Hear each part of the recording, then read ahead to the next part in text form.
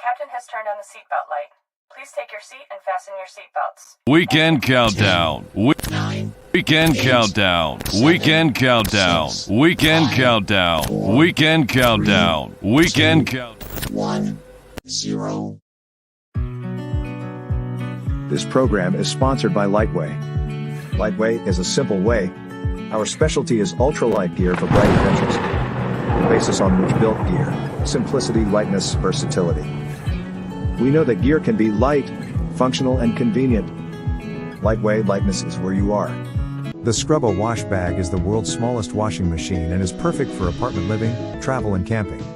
Featuring a flexible inner washboard, the pocket-sized Scrubba wash bag allows a machine-quality wash anywhere in just minutes.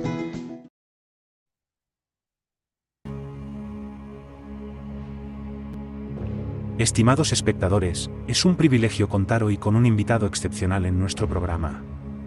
Nos complace presentar a Arturo Santiago Yepes, un auténtico experto en supervivencia cuya trayectoria y experiencia nos cautivarán en los próximos minutos. Arturo nació en Madrid en 1973, y tras una infancia en la ciudad, experimentó un cambio radical cuando su familia se mudó a Colmenar del Arroyo, en plena sierra madrileña. Allí, su conexión con la naturaleza se fortaleció a través de la montaña, la pesca y la caza. Desde temprana edad, Arturo se involucró en la pesca, el campismo y el esquí.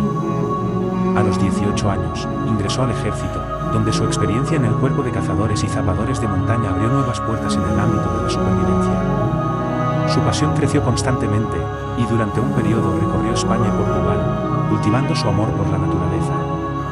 En 2006, se trasladó a Costa Rica, donde llevó su conexión con la naturaleza al siguiente nivel. Desde buceo y pesca hasta fundar la primera escuela de buceo profesional en Costa Rica, Arturo ha dejado huella. También CEO fundó la Escuela de Supervivencia Nómada, evolucionando a la actual Escuela de Supervivencia Amazonas, de la cual es director. Además, estableció Yasa Survival, una asociación internacional de supervivencia. Arturo ha instruido a más de 700 estudiantes en áreas de supervivencia y búsqueda. Ha coescrito 6 libros oficiales de Yasa Survival y se destaca como presentador del podcast de la asociación. Ha entrevistado a profesionales líderes en el mundo de la supervivencia y ha explorado una variedad de entornos naturales en 7 países. Su experiencia se extiende a la asesoría técnica en programas de supervivencia de renombre mundial. Hoy, Arturo compartirá con nosotros su pasión y conocimientos en el arte de la supervivencia. Bienvenido, Arturo Santiago Yepes.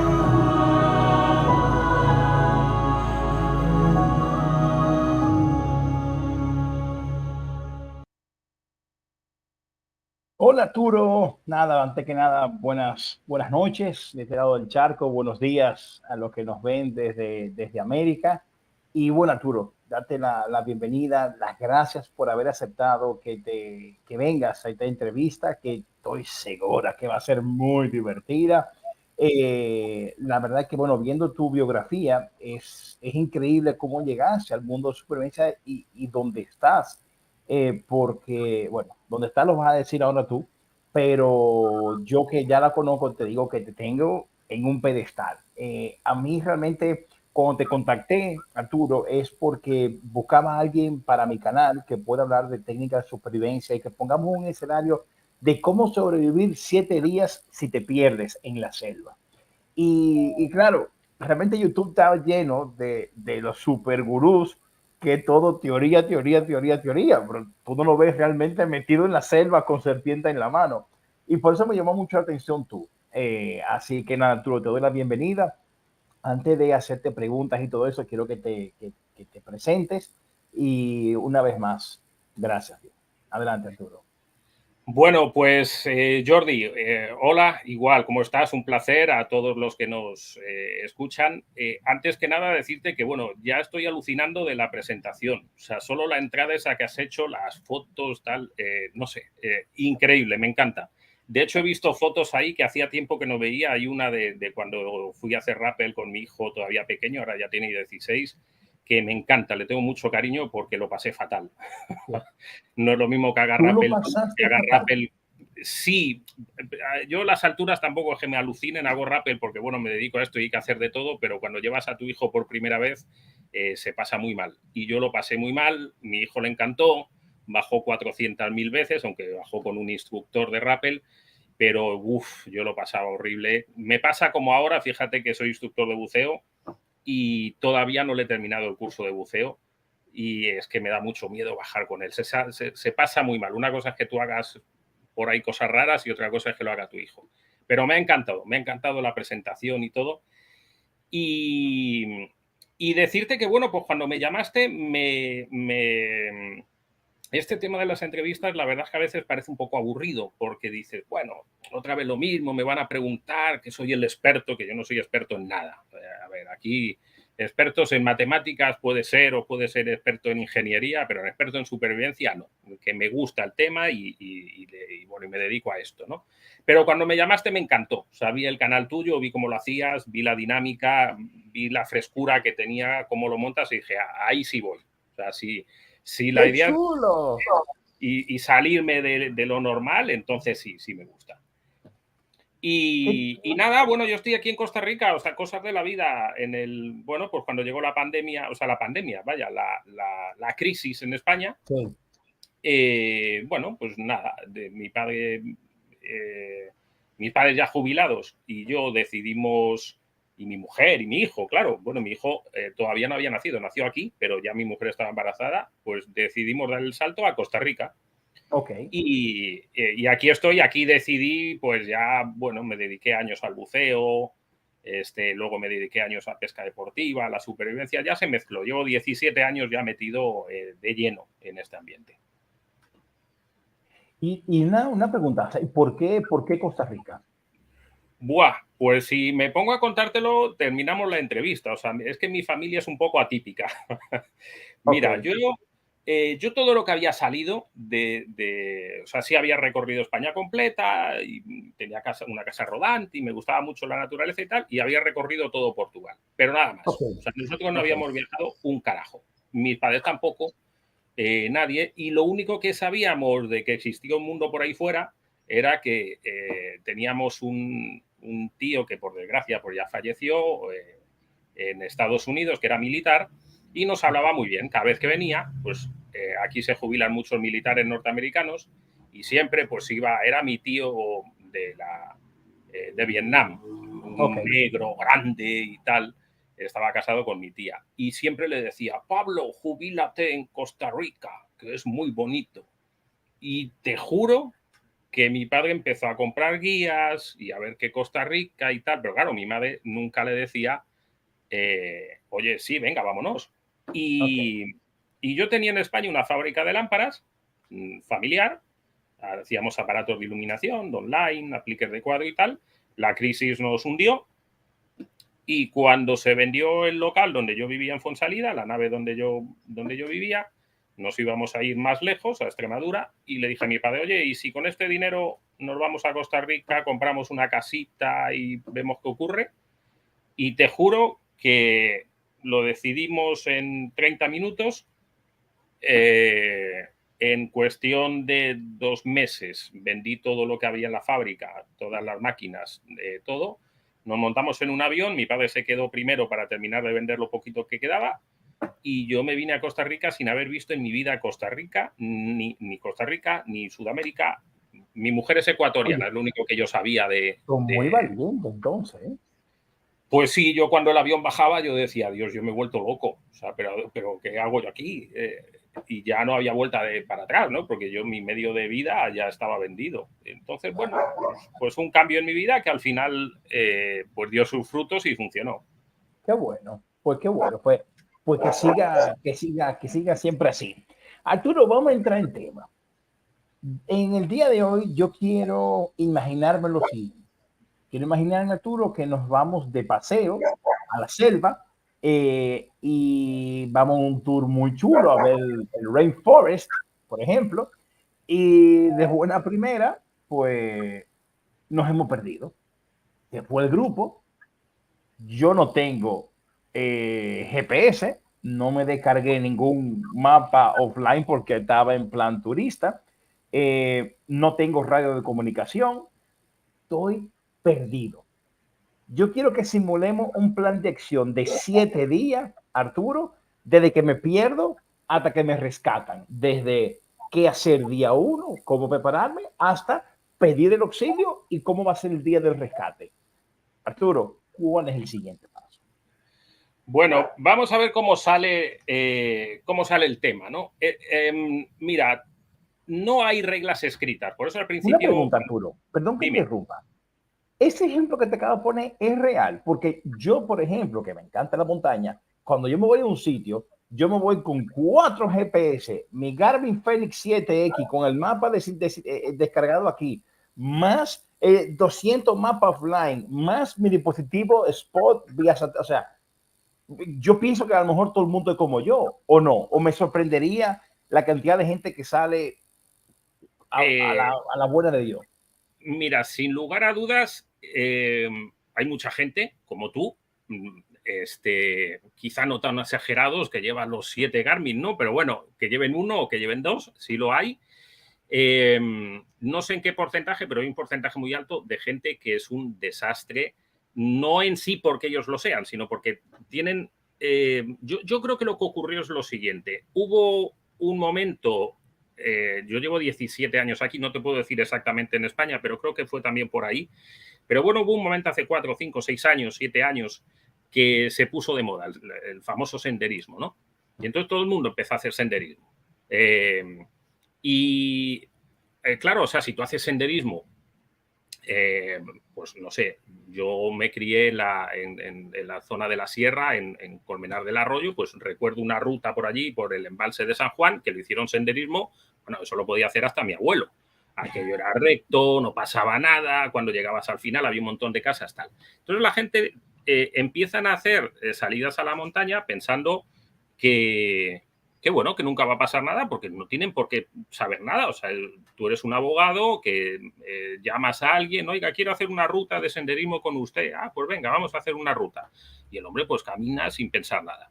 Yo cuando llevo a gente, a veces voy aquí con compañeros que hacen senderismo y me dicen que les dé una charlita, ¿no? Yo les doy una charlita y siempre la primera charlita es decirles, yo recorro con ellos como asistente, ¿no? Guía a un amigo mío y recorremos generalmente por una zona cercana alrededor del río y tal, unos 5 kilómetros. Y yo siempre les digo, miren, les hablo siempre de las botas, ¿no? Entonces te encuentras gente que va con las mejores botas que le dieron en no sé qué tienda, pero que son para correr. Y ni siquiera se cubren los tobillos, tal. Entonces les dices, oiga, si usted se torciera aquí el tobillo, ¿saldría de donde está? No. Entonces ya empiezan a pensar y dicen, ahí va, 5 kilómetros cojeando no los voy a hacer. Entonces ahí ya la gente se empieza a dar cuenta de las dificultades que puedes tener. Es decir, cuando les enseñas a lo mejor el decir, oiga, si ustedes se pierden de la persona con la que vamos de guía, alguno tenía una brújula y se le ocurrió tirar una dirección, por lo menos para volver, oye, pues igual no al norte, pero al noreste, ah, pues no. Y entonces, si se pierden aquí, ¿qué van a hacer ustedes? Pues rezar, porque otra cosa. Entonces, y si usted lleva el celular y se le cayó al río, entonces, ¿qué van a hacer? O se te cae a ti todos los GPS esos que llevas, o pierdes la mochila. O sea, hay un montón de cosas que tienes que empezar a valorar.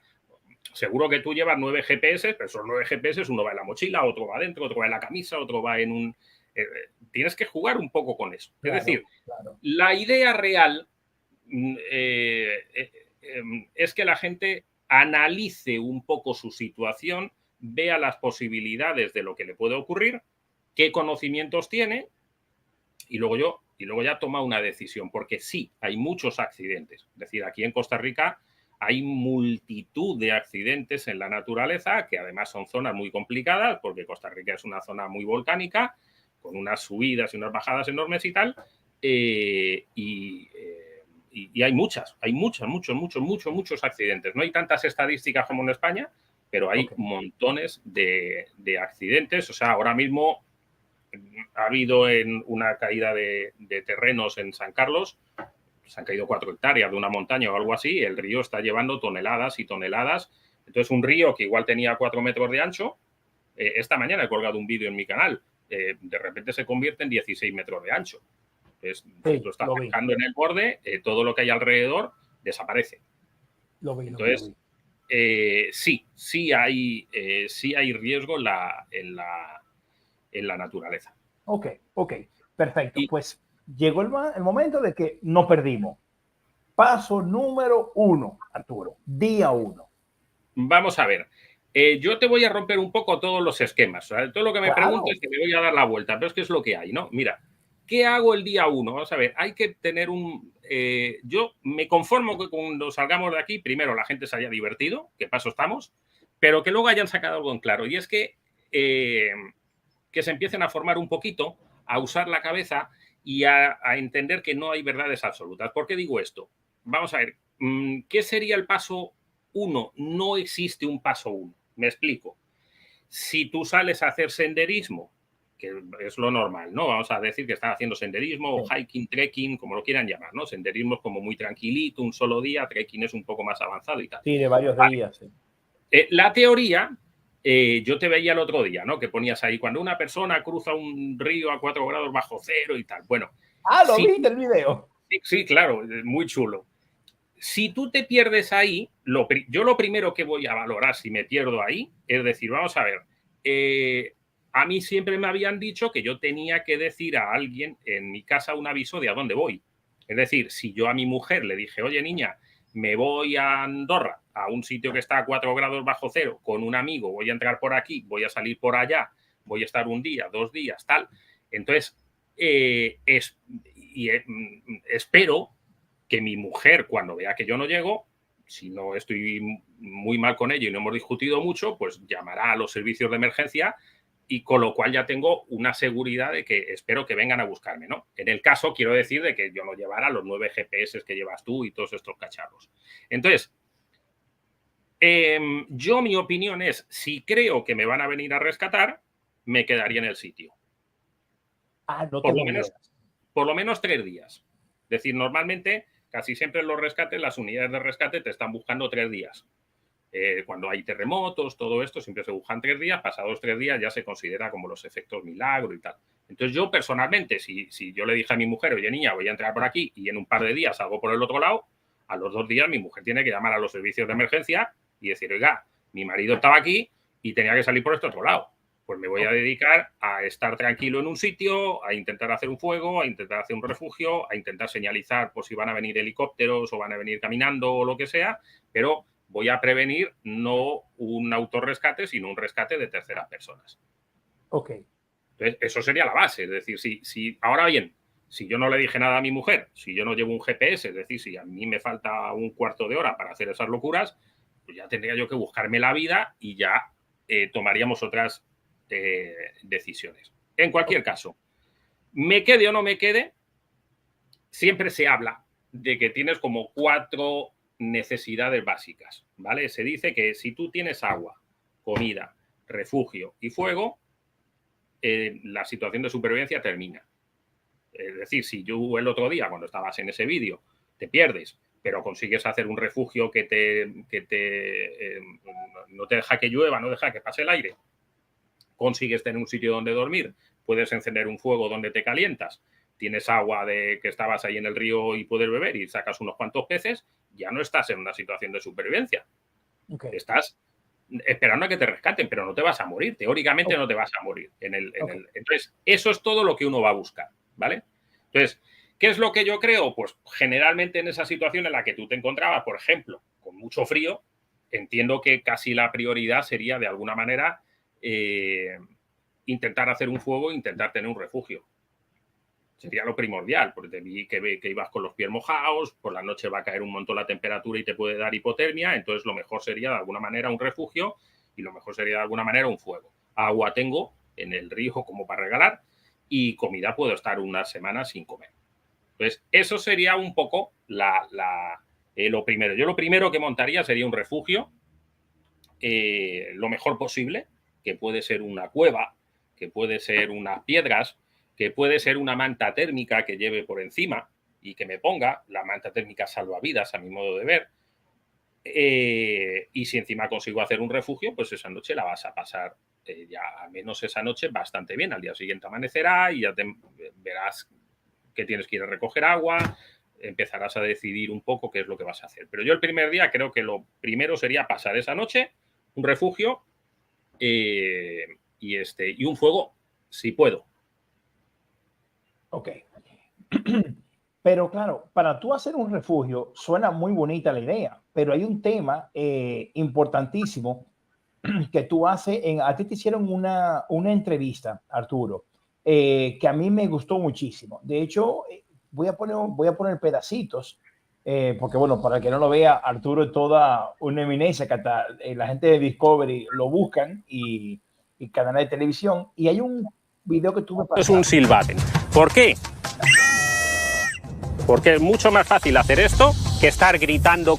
Es interesante también que llevemos un cuchillo. Nos vaya a ayudar en el caso de que tengamos que hacer cortes, de que tengamos que buscar ramas, de que tengamos que construir un refugio, etc. Arturo, por ejemplo, aquí hay que tener un cuchillo.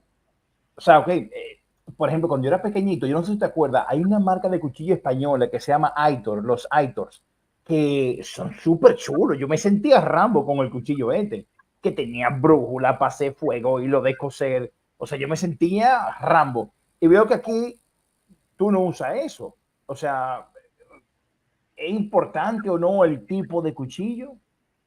Mira, el tema del cuchillo, a ver, cada vez que se habla de supervivencia se habla del cuchillo, ¿no? Y como bien dices, bueno, la culpa de todo no la empezó Aitor, la culpa de todo la empezó Rambo, Rambo 1, la primera, Acorralado. Yo me sentía Rambo. Ey, al día de hoy yo me siento Rambo cuando voy en la montaña. A ti una Claro, ruta de senderismo estúpida y yo no, yo quiero Rambo, yo quiero lo difícil, o sea, yo me siento, Rambo me hizo mucho daño en mi infancia. eso nos ha pasado a todos. Es decir, Rambo la primera, pues lleva un cuchillo precioso, que yo tengo 50 años y que todavía estoy pensando a ver si algún día termino de comprarme una réplica en Amazon, en eBay, que los hay como por $30 o $40. Y bueno, y todos queríamos el cuchillo, ¿no? Con el que cortaba el papelito cuando le atrapan y con el que luego se cose cuando cae por el pino y tal. Bueno, ese cuchillo, efectivamente, después llegó Aitor y lo hizo porque ese cuchillo no vale para nada. O sea, el cuchillo de Rambo está hecho en 2 piezas y aquello eso no vale para nada, ¿no? Entonces Aitor hizo el Jungle King. El Jungle King es una especie de copia, vamos a decir, del cuchillo de Rambo, pero con una cierta utilidad. Es decir, cuando digo con una cierta utilidad, quiero decir que por lo menos no se rompe. O sea, aunque no es de espiga enteriza, pero sí funciona muy bien. Pero realmente eso no es un cuchillo, es una espada. Eso es un machete, es enorme, ¿no? Entonces, poca utilidad tiene ese cuchillo. Sería, fíjate, es que hay uno más grande que ese creo que es el 2. Este es el que yo tenía. Este es el Aitor que yo tenía. No sé si ese. Bueno, hay uno más largo que ese todavía. Entonces, ¿ves? Ese es el Jungle King 2. Está el Jungle King 1. Madre mía. Que lo siguen fabricando, que yo le tengo aquí en copia. El Aitor es muy caro. Sí, claro. Pero es una espada. O sea, el Aitor es una espada. No, ese tampoco es. Vete para atrás y te digo, ninguno de esos baja. Ese de color plateado, el de aluminio, ese es el 1. Este es el 1. Ese es el 1. Mira el tamaño del mango, mira el tamaño de la hoja. O sea, es una maravilla, ¿no? Es alucinante, tiene tirachinas, tiene brújula, tiene un destornillador. Sí. Es una pasada. Entonces, bueno, ¿qué pasa? Que todos los niños queríamos tener ese, los que no podíamos, pues teníamos una marca muy barata que salió, que valía como, yo qué sé, debía valer nada. Yo me acuerdo que me iba a comprar los flashes esos y por un poco más de los flashes me compraba uno parecido a ese y rompíamos un montón. Bueno, pues al final el cuchillo es una herramienta, es decir, ¿qué posibilidades hay de que tú hagas como Rambo 1 y pones el cuchillo en una lanza y te cuelgas encima y le caes encima un jabalí? Ninguna. O sea, mejor muérete antes de cazar un jabalí así en España. Entonces, mira, te voy a enseñar. Fíjate, mira. Nosotros en verano, yo iba con mi padre a pescar al embalse de Entrepeñas, Buendía, en busca de Blas Blas, en el verano cuando los niños nos daban el cole, ¿no? Estábamos 30 días acampados. Yo recuerdo una acampada con mi padre que encontraron una madriguera que seguro ellos era de jabalí. Yo no sé de qué coño sería, era grandecita. Mira, de verdad, tío, 30 días intentando ver al jabalí. Veían las pisadas, pero el jabalí nunca apareció. Yo tengo grabado a mi padre, ya con una cierta edad, y con una barriga ya prominente encima de esa madriguera, con el cuchillo que él tenía encima de una lanza y el otro haciendo fuego y no sé qué para que el bicho aquel saliera. El bicho nunca estaba y o si estaba les hacía señales con los dedos y tal. Entonces, ¿qué carajos vas a sacar tú con un cuchillo ahí y tal? Bueno, pues el cuchillo es una herramienta. El cuchillo es una herramienta con la que yo proceso la madera para hacer fuego, con la que yo a lo mejor si he cazado algo, pues lo voy a desollar, que lo dudo, pero a lo mejor sí tengo que abrir un pez para sacarle las vísceras, porque pescar es un pelín más fácil, o Sí. tengo que desescamarlo, o tengo que cortar una cuerda, o tengo que arreglar algo de mi ropa. Eso es el cuchillo. Entonces puedes llevar o bien una navaja, como has visto que yo llevaba ahí. Yo normalmente no llevo una navaja, llevo un cuchillo enterizo, pero corto, mucho más corto que ese que ves ahí. Entonces, tengo muchos por aquí de gente que me los patrocina, pero me gustan cuchillos cortos, cuchillos manejables. O sea, ¿dónde voy con un Aitor así de grande que es una espada que si me lo tengo que colgar en la cintura para trabajar con él, me toca en la rodilla? Pues al final no tiene sentido, ¿no? Ese es uno que me patrocinaron y que me gusta mucho. Ok. Ok. Pues aquí, bueno, eso hablábamos con el tema del cuchillo, pero todo esto viene al tema porque, bueno, dice Ana Vilar, cuando te encuentras con un jabalí, no te ataca normalmente, solo quiere que te apartes y le dejes en paz. Sí, sí, eso es verdad, eso es verdad. Pues yo te comentaba, porque hay un tema muy importante a la hora de hacer refugio. Yo me acuerdo que cuando yo una vez me fui a hacer supervivencia con mi amigo Javier Bastán, nos fuimos en República Dominicana, donde soy, y mi mayor fobia al día de hoy son las arañas, las serpientes y los escorpiones. O sea, eso es, bueno, las cucarachas, por supuesto. Y yo me acuerdo que yo tenía mucho, mucho, mucho miedo. Y llegamos a supervivencia, a un vivac, yo me acuerdo que todos íbamos vestidos de militar. Y claro, ahora yo digo, pero ¿para qué vamos de militar a la montaña? Se supone que lo ideal es ir con colores para que lo encuentren. O sea, porque claro, todos teníamos la fiebre de Rambo. El caso de Arturo, que dormimos encima de muchísimas hojas y de noche a mí se me subió un alacrán. Y yo, o sea, tengo eso, o sea, tengo ese recuerdo vivo. Y aquí hay una parte tuya que quiero que tú me la comentes, ok, vamos a buscar el refugio. Mira. Podríamos llevar. Yo siempre digo que la manta térmica salva vidas. Algo que Aquí, Arturo, aquí. ya hemos revisado nuestra mochila, ya sabemos los elementos de los que disponemos. Ahora hay una decisión fundamental que vamos a tener que tomar. Y es si nos vamos a esperar a que nos rescaten o vamos a hacer un autorrescate con una cierta salvedad, porque evidentemente no hay normas fijas establecidas, pero suele ser lo mejor, sin lugar a dudas, esperar a los servicios de emergencia. Por lo tanto, dado que eso es lo que voy a hacer, necesito de alguna forma establecer un campamento base que sea seguro para mí. Eso es lo que voy a hacer ahora. Tenemos que cruzar el río y es un buen momento para que aprovechemos a llenar de agua nuestra cantimplora. Recordar que todavía no sabemos si ese agua se va a poder beber, pero por lo menos ya la hemos recolectado. Por ejemplo, Arturo, el agua no se va a poder beber, porque me dijiste una de las cosas que se necesita. Bueno, mi amigo Lorenzo, mi compañero de andanza, me dice que sí, también le tengo miedo a los fantasmas, que de esa pregunta te la haré al final. Señores, quédense hasta el final, porque le tengo a Arturo dos preguntas que son súper imbéciles, que nadie las pregunta, pero que hacen mucho sentido. Los fantasmas es una de ellas. El punto es, Arturo, tú estás en la montaña, tú acabas de recolectar el agua como acabas de ver en el video. Pues no te la vas a beber porque te va a dar una diarrea que te va a llevar quien te trajo. Tampoco tienes el filtro Minisayer para filtrar el agua. ¿Qué haces? Bien, mira, bueno, eso que ves ahí en mi casa, yo vivo ahí al lado. Fíjate qué chulo que se ve. Bueno, pues yo vivo en una urbanización ahí arriba. Estoy como a 15 minutos de ese escenario. Siempre grabo ahí. Qué chulo. Ahora lo estoy viendo y digo, joder, qué salvaje, qué selvático se ve todo. Bueno, pues ahí al lado vivo. Vamos a ver, mira, hay una cosa.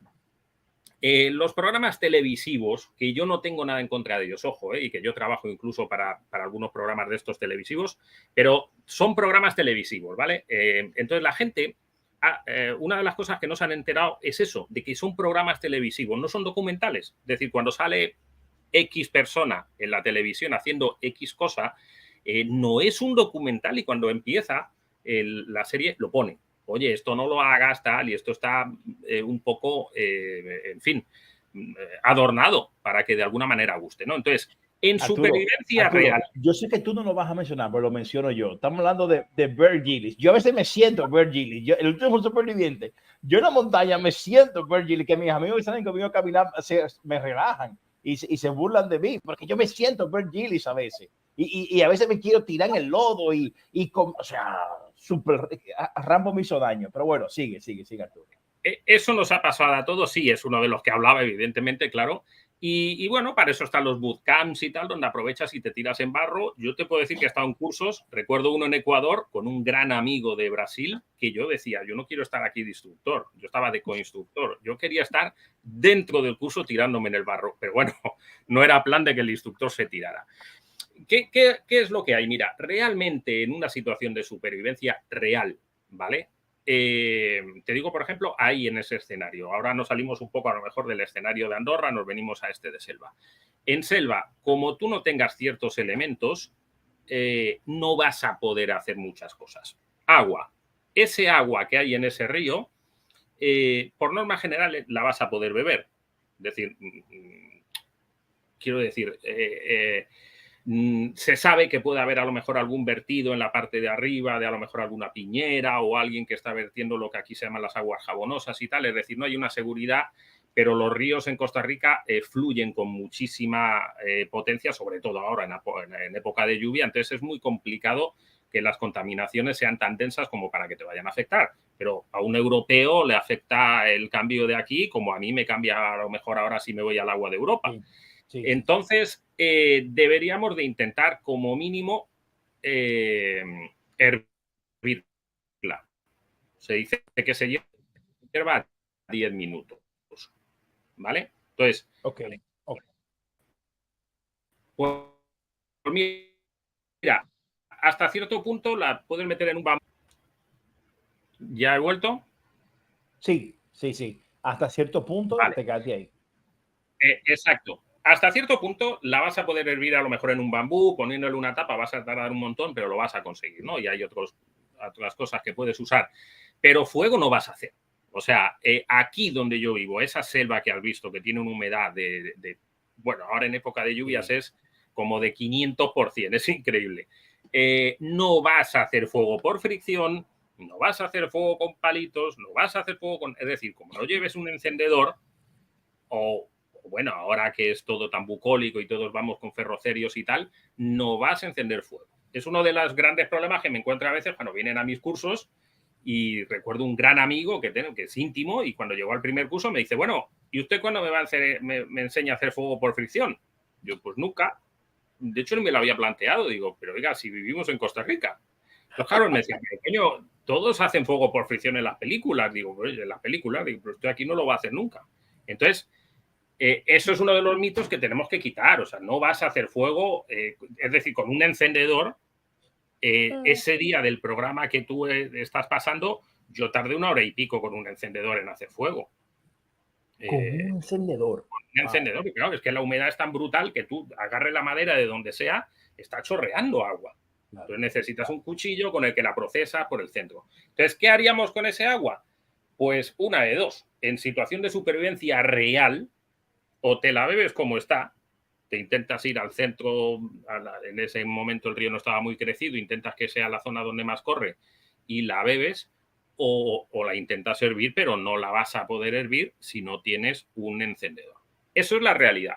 Luego llegará alguien por ahí experto de la tele y te dice, uy, voy a hacer un fuego, ¿no? Esa persona que no nombramos, que sí sabe de supervivencia, por supuesto, ¿no? Pero que está en un programa. Y encuentra el agua y dice, uy, voy a hacer un fuego. Y claro, enciende el fuego en 5 minutos. Voy a hacer un refugio. Y te hace el refugio en 5 minutos, pero además no te hace un refugio normal. O sea, que te hace un refugio a 2 alturas, con chimenea, con cuarto de invitados, con cocina. Pues mire, un refugio de V invertida, es decir, el típico refugio que vemos todos en las pelis, ese refugio lleva, a ver, es 1 hora, 5 personas... por lo menos se lleva 4 horas y media a hacerlo. Si no sabes dónde están las maderas y tal, se lleva 4 horas, hombre, a hacerlo. Y todavía no ha cerrado la puerta, que todavía lleva, y lo tienes que aislar del suelo, como dices tú. Entonces, un día entero se fue en el refugio, si es que sabes hacer el refugio, pues esa es otra, tienes que aprender y tal. Y así funciona todo en la supervivencia. Y antes de que se me olvide, en la selva nunca jamás se duerme en el suelo. Nunca. Eso lo aprendí cuando llegué aquí. Nunca. Los alacranes de aquí son no dan problemas, no son como los de España, al menos aquí en Costa Rica, no en México y otros sitios. Aquí el alacrán, a mí me han picado 7, 8, 9 y no hacen nada. O sea, sí molesta un poquillo, pero un poco más que una avispa de esas grande, una abeja grande. Las arañas no son exageradas, tal, es decir, el gran problema con el que te puedes encontrar aquí sería más bien a lo mejor si levantas un panel de abejas. A veces he levantado unas abejas enormes que hay que te pican y te duele todo el cuerpo. Pero es horrible y luego te para y te vuelve a doler horas después. Pero sobre todo son las serpientes. O sea, donde yo vivo, por ejemplo, esa selva que tú has visto, ahí hay terciopelos. La terciopelo es una serpiente que necrosa el tejido. Es decir, si te muerde, tienes unas 3 horas aproximadamente para que te pongan el antiveneno o lo más probable es que pierdas el brazo. Si no, bueno, el brazo o la pierna o donde sea que te muerda. Sí. Si no es que pierdes la vida. Normalmente necrosa tejido, es decir, se necrosa, se queda negro, se pudre, claro, y te cortan para que no suba la... Claro, hay que amputar. Exacto. Y no sirven los torniquetes por cuestiones que ahora no nos da tiempo a tratar del todo y tal. Entonces, en selva no se duerme nunca, al menos en estas selvas que yo conozco o las que yo he vivido en Ecuador, en Colombia, tal, no se duerme al ras. Generalmente se intenta dormir en hamacas. Ok. Pero, por ejemplo, Arturo, bueno, vamos al tema del refugio. Antes que nada, déjame hacer un recuento. Antes que nada, quiero mandarle un saludo muy especial a Natural Parks Project. Ellos son la próxima persona que voy a entrevistar. Iba a ser este viernes, pero por temas laborales, pues no podré. Ellos son una pareja de esposos, Arturo y todo lo que están viendo, ¿no? Que viajan por el mundo visitando parques naturales. De hecho, los conocí a ellos porque iba a ser el Pico Canigó y los vi y la verdad que nada, son súper, los recomiendo. Natural Park Project son nuestra próxima entrevista. Sigo con un tema aquí, Arturo. Resulta que Ana Vilar dice, el fuego por fricción es de lo más complicado, creo. Dice mi amiga Laura, dice, Ana, es bastante fácil con arco, dice Ana. Sí, yo lo he hecho, pero sí que es verdad que no es de lo más fácil. ¿Cuál es tu punto de vista? Pues mi punto de vista es el que ha dicho la primera compañera. No es que sea difícil, es dificilísimo. Ahora bien, no es lo mismo hacer fuego por fricción aquí que hacer fuego por fricción en Toledo, donde yo vivía cuando me vine, que eso pues es un desierto, ¿no? Entonces, claro, si tú agarras un ágave, una pita en España, y el tronco que te sale y tal, lo buscas, en España está absolutamente seco, se seca por la parte de dentro como si fuera madera y ya tienes la base. Y el taladro no es difícil de conseguir, el arco tampoco. Tú agarras una pita aquí donde yo vivo, la tocas por dentro y eso parece una esponja de agua. Entonces, no hay manera. O sea, es que no hay una rama seca en donde yo vivo, a no ser en la temporada seca. Pero es que Costa Rica no es seco ni en la temporada seca. O sea, la gente que no ha viajado, a lo mejor que no conoce Sudamérica, aquí en Costa Rica hay 6 meses que no llueve, 5 meses que no llueve. Mira, no llueve, pero el fondo está lleno de agua. Es tanto así que llueve cuando llega la época de lluvias. Llueve 7 días y se levanta todo el césped otra vez. O sea, aquí no se planta césped, el césped sale solo. Yo tengo el césped de mi casa ahora mismo abajo de medio metro de alto. Entonces, no hay ramas secas. Entonces, no es lo mismo las maderas en España que las maderas que vayas a encontrar aquí. Aquí no las vas a encontrar. O sea, aquí no lo hay. O sea que, entonces, Laura, la montaña, sí tienes razón, que es bastante fácil con el arco, y Ana Vilar, sí tienes razón con el tema del tronco mojado. Entonces, es fácil, es decir, las dos tienen razón, es fácil, pero evidentemente, mira, yo tengo, en España tenemos un amigo que está en la asociación, es yo creo que la escuela más conocida, Anaconda, y el director de Anaconda, Ogaya, José Miguel Ogaya, es un experto haciendo fuego por fricción. Entonces, claro, tú le ves a José Miguel Ogaya, pero coño, José Miguel Ogaya lo hace en España. Entonces, que también, oye, que luego tiene una misión en Brasil y un montón de cosas, ¿no? Pero claro, si José Miguel Ogaya te enseña vídeos de cómo hace fuego por fricción en Brasil, hace técnicas que son muy complicadas, generalmente con bambú, apoyándoselo y tal. Entonces, la técnica puedes tardar una semana en dominarla bien, cómo te apoyas, cómo le das la vuelta, cómo lo sujetas con los brazos y tal, pero si no tienes los elementos, pero, no hay Arturo, resumiendo, y lo que a mí me encanta de ti es tu practicidad, que no eres que te me vas por las ramas como mucha gente que conozco. En pocas palabras, te perdiste en la montaña y como no tenga un buen encendedor, no hay manera de hacer fuego en la selva. En el Rainforest, por ejemplo. Las posibilidades de que te mueras en una situación de supervivencia real son muy altas. Okay. Es decir, tú no vas a hacer fuego, no es fácil estar caminando por la naturaleza. Supongo que me tendrás alguna pregunta de pesca y caza. Es muy difícil. Es muy difícil cazar y pescar, ahora lo vamos a ver. Entonces, situaciones reales de supervivencia sin tener algún elemento. Es decir, yo estoy subiendo todos estos días en mi canal casos de personas que han sobrevivido, que algunos me los corta el Facebook y tal, y me los quita y me dice que no puedo ponerlos, pero bueno, estoy subiendo. Pero todos tenían algo. O sea, hoy he puesto uno para mañana de un señor que sobrevivió en el mar 2 meses, pero coño, tenía una caña. Y entonces pescaba y bebía el agua que le caía del cielo. Lo vi en la noticia. Sí, El otro día una señora puse que estuvo 7, 8 días, no sé, 15 días, no sé cuántos, pero tenía una botella de vino y unos caramelos. Entonces, bueno, pues llegaría medio borracha a su casa, pero se pudo hidratar, ¿no? Entonces, todos, o sea, el milagro de los Andes, esos señores tuvieron que comerse la carne de los compañeros, porque si no hubieran tenido la carne de los compañeros, pues hubieran fallecido. Claro. Ya está. Es decir, al final, si de verdad no tienes nada, normalmente es gente que siempre tiene algún elemento, o sea, nunca estás como supervivencia al desnudo, nunca estás desnudo en la selva. Claro. Y que la idea de esta entrevista es, o sea, un caso real, que no tengamos nada, porque para irnos a hacer bushcraft y tecnología, pues ya vamos específicamente a Survivor, pero yo quiero un caso real. Así que sigo con esta siguiente parte tuya, que es donde nos quedamos de cómo hacer el refugio. Te pongo esta parte que te explicará por ti. Para los que se están conectando ahora, Arturo colabora con canales de televisión y con el equipo de Discovery. O sea, es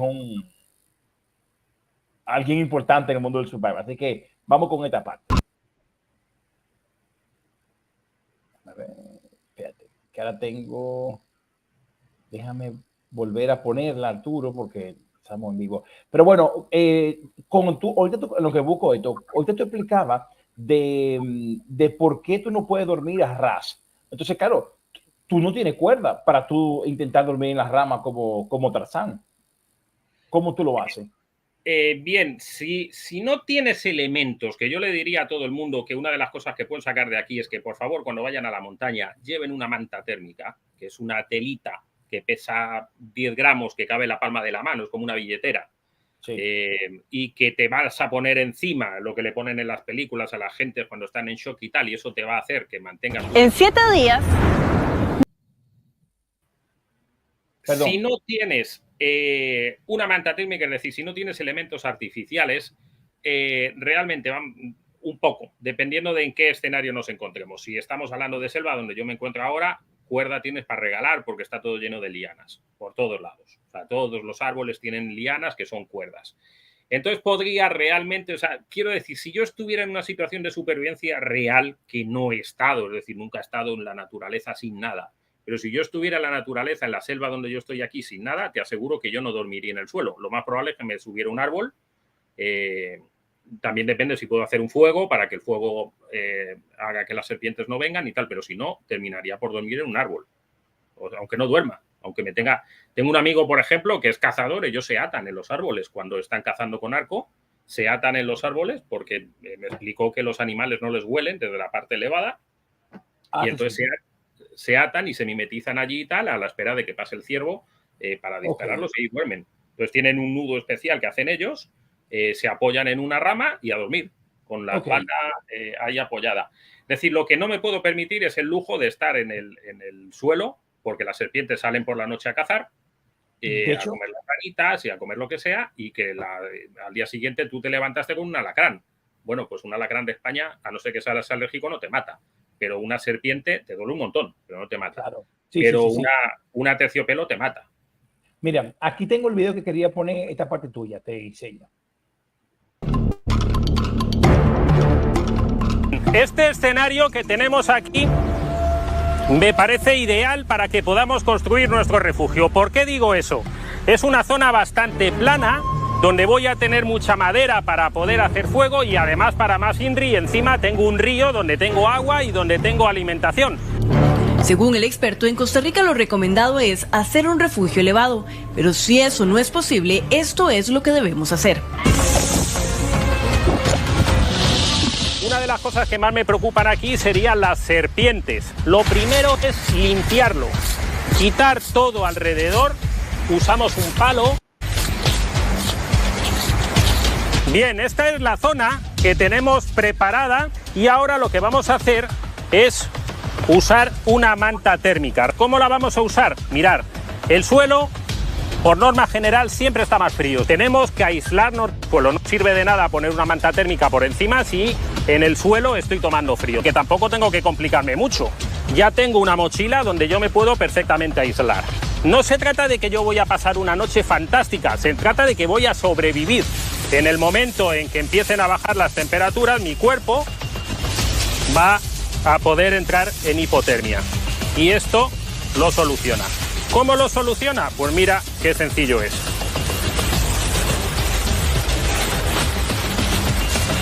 ¿Por qué estoy haciendo esto? Porque en el momento en que yo me la ponga, todo el calor que yo voy a sentir dentro va a ser enorme. Por ejemplo, aquí en este aspecto, Arturo, hay dos colores de la manta térmica. Está la plateada y está la dorada. ¿Cuál, si hace frío y quieres cubrirte del frío, cuál debe ir, para afuera? ¿El dorado o el plateado? Bien, el tema de los colores, no todas tienen los dos colores, ¿de acuerdo? Hay, de hecho, la gran mayoría de mantas térmicas que te vas a encontrar en el mercado, lo normal es que solo tengan un color. Esa que me has visto a mí, por ejemplo, no sé si te has dado cuenta, pero solo tenía un color. De manera que la pongas indiferente para un lado o para otro. Es verdad que hay con dos colores y de verdad que yo siempre me lío. Una es la que, a ver si yo me acuerdo, la de color plateado es la que hace que se refleje más el sol. Entonces, entiendo, tendría que revisarlo para no estar equivocado, pero creo que es así. Creo que la zona plateada es la que más refleja el sol, por lo tanto sería la que nos pondríamos en el caso de que nos lo hubiéramos puesto tipo desierto y quieras que rebote los rayos solares. Y la otra, la zona amarilla es la que te pondrías interna cuando quieres que te cubra para que el calor se devuelva. Ok, perfecto. Habría que verlo bien porque siempre me lío con un color y con otro. En cualquier caso, las dos dan calor. Es decir, si tú te pones el color plata y te pones el color naranja para adentro, las dos te dan un calor del carajo. Pero creo recordar que es así. O sea, la idea es, recordar, el que rebota el sol es la que es plateada.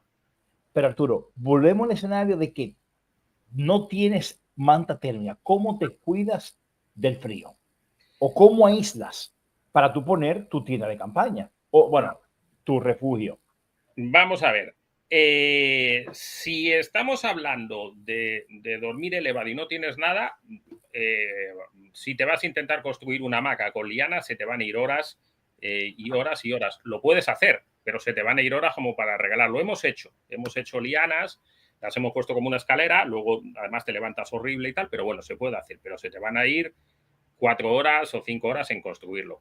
Si estamos hablando de construir un refugio como se enseña en España, el típico refugio en forma de V invertida, Sí. que es lo más normal. Simplemente lo que haces es que partes de una especie de un trípode de 3 palitos formando una especie de tipi, de pirámide, que se sujetan bien al suelo.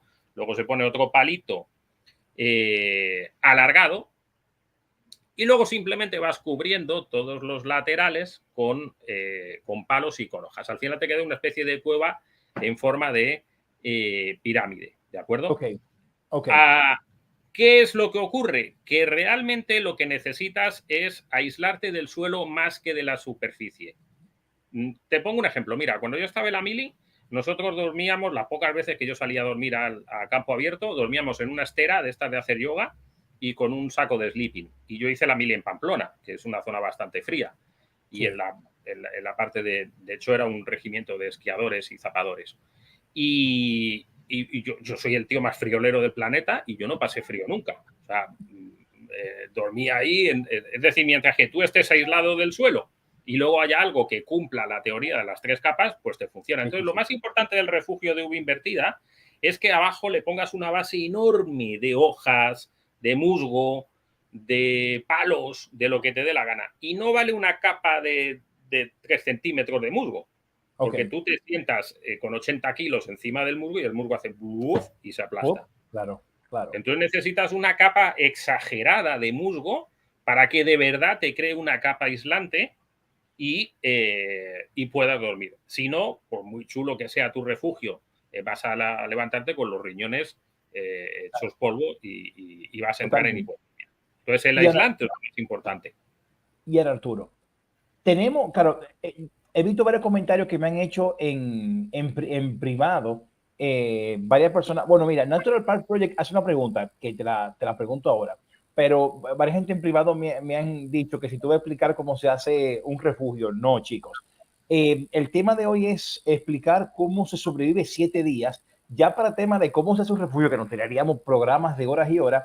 Al final, le voy a pedir a Arturo que comente de su escuela de supervivencia para que el que esté interesado en cómo hacer refugio, cómo hacer fuego y más detalle, pues pueda ya con Arturo directamente. El día de hoy es cómo sobrevivir 7 días. Entonces, mira, Arturo, me pregunta, bueno, Natural Parks Project, que te digo que esta pareja de esposos que van viajando por el mundo haciendo senderismo y, bueno, trekking, comenta, creo que el color dorado es para temperaturas bajas y va para afuera. El color plata exterior es cuando hace calor.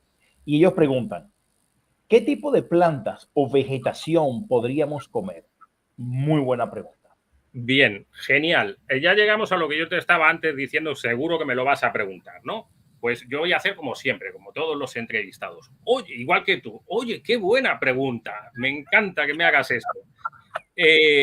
Pues mira, lo primero, cuando decía algún compañero, ¿nos vas a enseñar a hacer refugios? Mira, yo doy cursos de supervivencia, doy 5 cursos de 8 horas. O sea que para que lleguen hasta el final son 40 horas y luego llevan otros 3 cursos de especialidad de 8 horas. Es decir, que lleva muchas horas aprender a hacer refugios, al menos mínimamente. Entonces aquí, como bien has dicho tú, podemos dar pinceladas, ¿vale? No podemos hacer mucho más. Vamos a ver, lo de las plantas. Mira, yo me crié en la sierra de Madrid, en la zona de Colmenar del Arroyo, Chapinería, Frenadillas, Valdemorillo, el Escorial, quizá para que lo entiendan, ¿no? Hasta yo me ubiqué ahora. Ok. Entonces, digamos, yo dentro de ese escenario, bueno, pues conozco mucho de pesca, conozco todos los embalses que están allí. Entonces, bueno, pues supongo que podría alimentarme de ranas, porque sé dónde las hay, podría alimentarme de peces, podría alimentarme de espárragos en la época de los espárragos, de setas, de algunas de ellas en la época de setas, yo qué sé, de castañas, de la encina, no me acuerdo, de bellotas, tal. Es decir, ¿qué quiero decir con esto? Que tú puedes saber un poquito de tu zona, a no ser que seas un biólogo. Pero es que aunque seas biólogo no vas a saber de las plantas de todo el planeta. Entonces, claro. Yo imagino, Arturo, que la pregunta de Natural Park Project es, porque como ellos viajan por el mundo haciendo trekking, me imagino que me pongo en su escenario de que, no creo, porque son súper profesionales, él y su esposa, pero se perdieron, tengo que comer hoja. O sea, entonces, es un escenario donde no conoce los tipos de hoja y para él todo es nuevo. Imagino que Natural Pues, Project va por a ahí.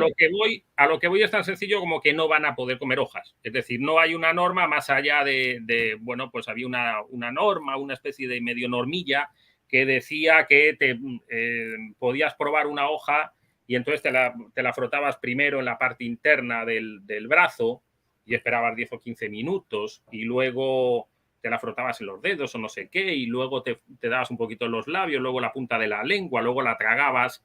No, luego la dejabas ensalivada y lo escupías, luego lo tragabas y no sé qué historias, ¿no? Bueno, pues puede funcionar.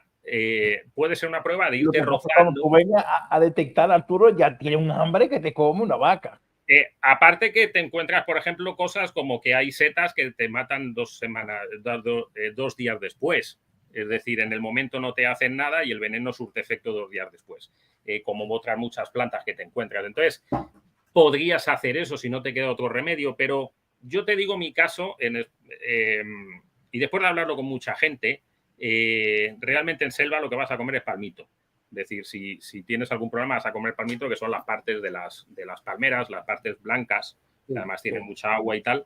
Eso es lo normal, o sea, todo el mundo que se pierde en selva normalmente es palmito. Todos los programas televisivos que ves por ahí es palmito. No puedes comer plantas. No puedes pretender conocerte todas las plantas, es absurdo. Yo salgo aquí con biólogos. Cuando yo llevo a gente de España, que a veces me llaman y estoy con ellos una semana o 2 por aquí, por el país y tal, y los llevo a selva a lo mejor 3 o 4 días, yo llevo un biólogo. Y me voy con un biólogo amigo y este tío hace hasta sándwich con las hojas y no sé qué y tal. Y yo sé las plantas porque las veo, pero es que hay plantas que son clavadas una a otra. Y yo hablo con el biólogo y me dice, tío, es que esta otra, esta da diarrea. Esta no te mata, pero esta te da diarrea. Y yo las vi y digo, joder, es que son iguales. Pero claro, ellos te dicen, no, ves que por aquí lleva esta hojita, tuerce por aquí en forma en punta y esta es redondeadita y tal. Entonces, como no seas un biólogo, no vas a poder alimentarte de plantas. Y aún así, tienes que comer 1 tonelada de plantas. Sí, es verdad. Para alimentarte y además tienes que caminar un montón para buscarlas, porque no es que las plantas están ahí para ti. Entonces, a lo que voy, eso de la leyenda, no es que yo si me pierdo voy a comer plantas. Oiga, olvídese de que usted se va a alimentar de plantas. Se va a alimentar, mira, el ejército de los Estados Unidos se formó para las guerras de Corea y todo eso en Panamá. Y aquí abajo, en una zona bueno, todavía existe, al lado del canal de Panamá. Y ellos llegaron a la conclusión de que en los kits de emergencias de los soldados les ponían un sedal de pesca, unos plomitos y un anzuelo. Porque llegaron a la idea de que la única manera de que se alimentaran en selva a sus soldados era pescando. No hay otra. Es decir, no te puedes aprender las plantas de la selva. No hay animales. En la selva hay muy pocos animales, contrario a la que la gente se cree. No como en España, que sales por ahí por mi pueblo y está lleno de conejos o perdices o lo que sea. Aquí no. Entonces, no te vas a alimentar de plantas. Y como te alimentes de plantas, te va a dar una cagalera, como mínimo, enorme. Arturo, esa es mi siguiente pregunta. Por favor, Natural Bio Projects, que ustedes son los siguientes que voy a entrevistar, por favor, no salgan corriendo. No me manden un email mañana diciéndome que ya no va a venir a mi canal. Arturo, una pregunta que nadie hace en supervivencia, porque es una realidad. Y yo digo, mierda, pero ¿cómo es que nadie hace esta pregunta? Mi hermano, te dio diarrea en la montaña. ¿Qué haces? No, cagas. No. Vamos a poner el escenario. Tienes diarrea. Te bajan tus pantalones. ¿Cómo te limpias? Porque papel higiénico lo tienes. No, coge una hoja. No es verdad que te vas a limpiar con una hoja. O sea, no es cierto. Y a tercera diarrea, señores, pero aquí en mi casa, cuando tengo diarrea, a la tercera diarrea ya tengo toda la nalga pelada y me limpio con baby wipe. Entonces, ¿qué haces? Pero no solo Arturo, una pregunta que tampoco nadie le comenta. Cuando te limpia, ¿cómo te limpia? Tienes las bacterias de la mano aquí, hasta que te rescaten, donde tú vas hasta corte. ¿Qué hace Arturo? O sea, es una realidad, viejo, que nadie habla, pero es verdad, mi hermano. ¿Qué tú haces? Vamos a ver. No te me vayas corriendo. Dime, Arturo, respóndeme. Yo soy el tipo más desastre del planeta. O sea, yo el otro día fui a pescar, llegué sin nada, sin kit de emergencia, sin gorra, sin nada. Y Ronald, con el que fui a pescar, me dice, pero tío, te pasas la vida haciendo vídeos y vienes aquí que solo te falta venir descalzo. Entonces, no soy el más indicado para... Pero te voy a contar mi experiencia y lo que a mí me ha pasado. Sí, sí, sí. Desde pequeño yo salía siempre a pescar, siempre. Yo era una pasión. Entonces yo empecé a pescar a los 14 años, yo creo. Cuando te compraba la motito esa a todos los que vivíamos en las urbanizaciones, ¿no? El Vespino aquel y la mobilete. ¡La Vespino! ¡Con pedales! Claro. Y entonces, bueno, pues yo me iba al embalse Cerro Alarcón, a Valmayor y tal, y yo me pegaba ahí, y luego ya acampaba y tal. Y yo siempre me limpié con hojas. Curiosamente, o sea, vamos a ver, para mí el ideal es encontrar musgo. De hecho, el musgo de España es más denso, o al menos el que yo encontraba. Si encuentras musgo en España, está hasta con agua. Es como las toallitas de bebé, es fantástico. O sea, de verdad, es una esponja. Te lo pasas y es una esponja. Okay. Pero no siempre lo hay. Y además no siempre está húmedo. Muchas veces está seco y entonces sí que no sirve para nada. Entonces yo de verdad me limpié durante mucho tiempo con hojas. Bueno, más o menos, ¿o el culo? El culo. Okay. El culo. Y se puede más o menos hacer una especie de proyecto de limpieza medianamente útil hasta que, te digo la verdad, no fueron ortigas, porque yo las conocía, pero un día agarré una hoja que en la mano no me ortigó, pero en mis partes sí me ortigó. No fue, vamos a ser escatológicos, no fue el culo realmente, me ortigó desde la unión entre el culo y lo que hay más allá del culo. Y lo pasé muy mal. Aquello se puso rojo, se puso muy fea la cosa. Pero a mí, al menos, siempre lo que me ha funcionado es musgo. Cuando no hay musgo, hojas. En España ya me sabía todas las hojas, de verdad que me las sabía. No me sabía todas las hojas que te podías comer, pero sabía todas las hojas que no me podía pasar por mis partes íntimas. Okay. Y con piedras es muy difícil. Con piedras, además, curiosamente, necesitas piedras muy pequeñas. O sea, tú tienes que agarrar un pedazo de pedrolo enorme, de río redondo, y claro, eso no llega a la rajita. Al asterisco, no llega al asterisco.